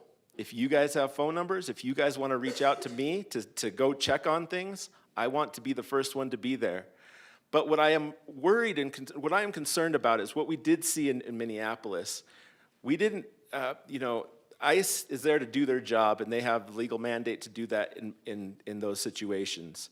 We have also seen from our current administration, trying to pull up the data here, that they have, I can't remember what the words were used, but it was from the vice president and some other fella. I have it here, but I'm not going to open it up right now. That said that ICE basically has free reign to do what they want, which sucks. It really does. But what we've seen in Minneapolis, and what I'm concerned of here, is once they carry out their operations, when we have a group of people showing up that have no fear of deportation, that are secure in everything that's going on and are here legally, and they show up, that's when the confrontation turns into a different direction. I want to be there first to make sure that none of that happens to our legal citizens. So put me on the call list. Let me help you in that way. I want to be on the front lines with you, but I also want us to understand that respecting our immigrants is not shining a light on their front door. And that's what I've heard from my community. And that's why I will say no to this petition, understanding that, in my opinion, what we can cover has been covered through our initiative. And we were not sitting on our hands this whole time. We've been working diligently. And I think evidence of that is that we have had no operations here. Thank you. Thank you. I will say once again that all cities in Arizona have to walk that line with complying with ARS Section 11-1051, commonly known as SB 1070, which prohibits cities from hindering immigration enforcement within their boundaries. That said, I have mayors talk. I have spoken to so many mayors across the country as well as in Arizona about what they're doing, getting ideas for what we can do.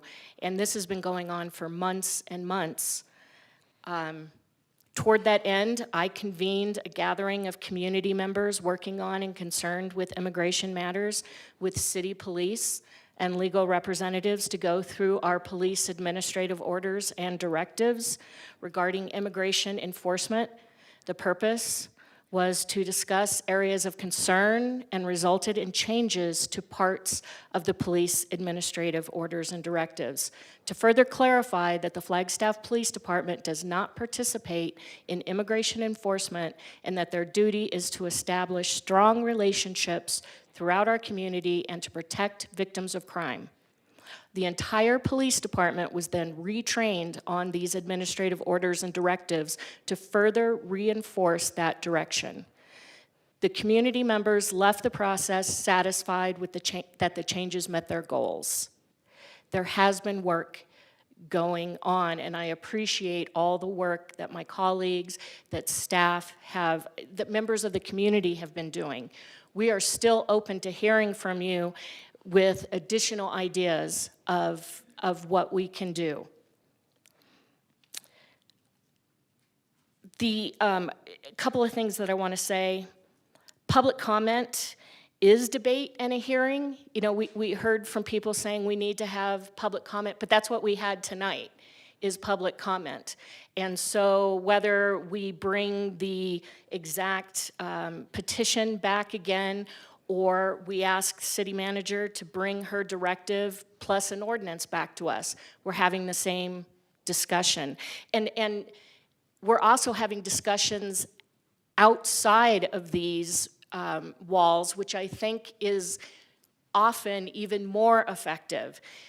I believe we have all asked city staff to help us to pull together public meetings involving not just the city, but the county, and let us talk about how we can coordinate things. Maybe we involve NAU as well, but how we can better coordinate. I think that you're hearing from all of us up here that we've been watching what happened in Minneapolis was horrifying. And immediately, all of us began talking about what we can do, how we could prevent something like that from happening here, given the restraints that we have, talking with other cities in Arizona. And I've also asked that we look at masks and whether there is something similar that we could put together where all law enforcement is required to wear masks. I mean, required not to wear masks in Flagstaff. So we'll keep working on that. So I would propose that rather than moving this petition forward, that we continue this conversation with the manager's directive plus a subsequent ordinance, and that we continue to stay in close contact with cities around the state who are also working to keep their residents, all of their residents, as safe as possible, and to uphold the civil rights of residents throughout Arizona. Mayor, can I just clarify a couple of things on this? Yes. So manager's directive, move that forward. The bringing back an ordinance back to council that will be similar to the manager's directive, but will be codified in code. I also heard a question about the process for city courts, and we'll bring that back. Signage was also discussed.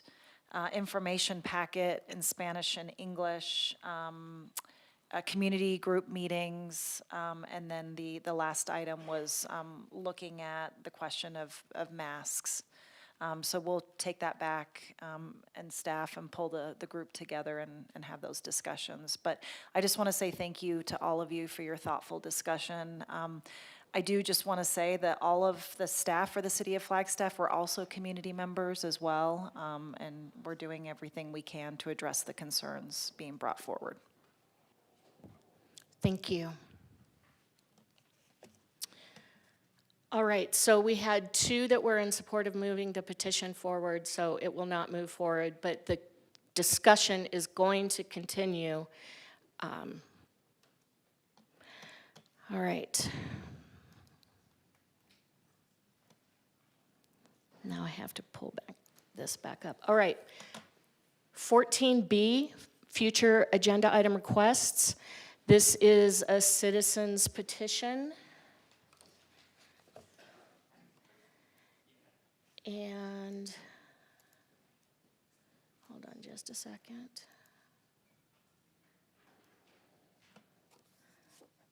It doesn't look like we have the submitter here wishing to speak. So okay. So I am just going to go ahead and take public comment. Blake Scott.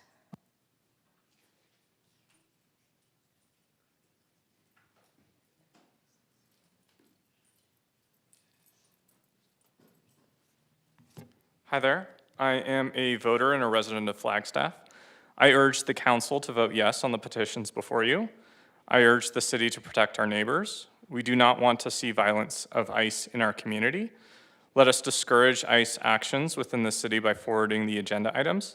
Please vote yes on the agenda items before you. I am willing for my tax dollars to pay for the civil defense of the city's actions and challenge the violence of the national government. You have lawyers. I challenge you to use them. This item does not tie the city's hands to a definitive end. It instead offers the city an opportunity to continue the important work of protecting our neighbors. Thank you. Thank you. Samuel Butler.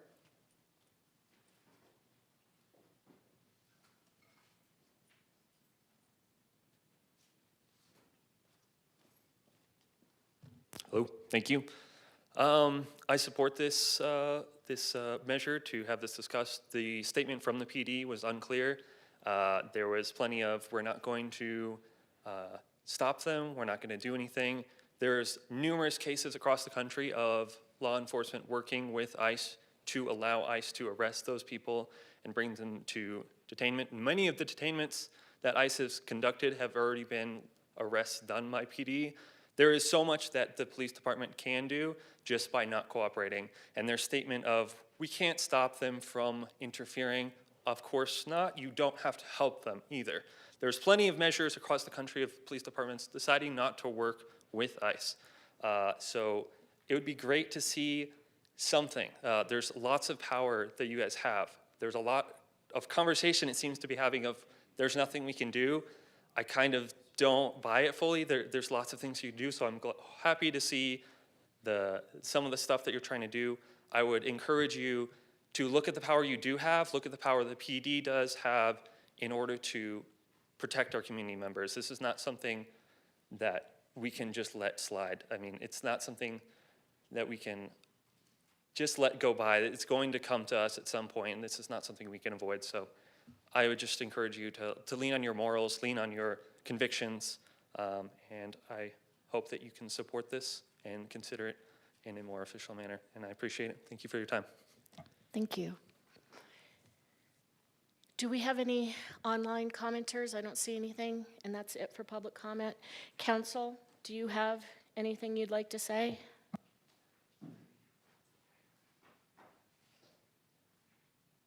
All right, if then I'm looking for thumbs up, 3 thumbs up to move this petition forward. All right, so we do not have 3 thumbs up, but we're working to clarify everything around this issue. And so I would expect this to continue to be part of the discussion as well. So that concludes 14B. I will give people a moment to leave if they want to leave. And this is our second open call to the public. And we don't have any public here wishing to speak.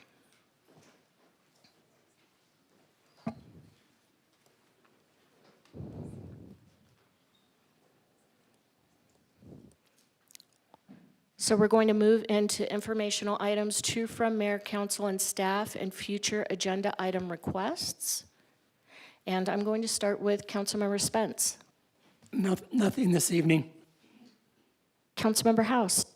Nothing tonight. Thank you, Mayor. Vice Mayor. Nothing tonight, thank you. Councilmember Aslan. Councilmember Garcia. Yeah, I do have a question about Joel Montalvo baseball field and park. I heard recently that they're not using that for baseball anymore, and I was just wondering what the plan was for that. So if somebody from Parks could get back to me, or if we could have a discussion about that, if it's warranted, that'd be great.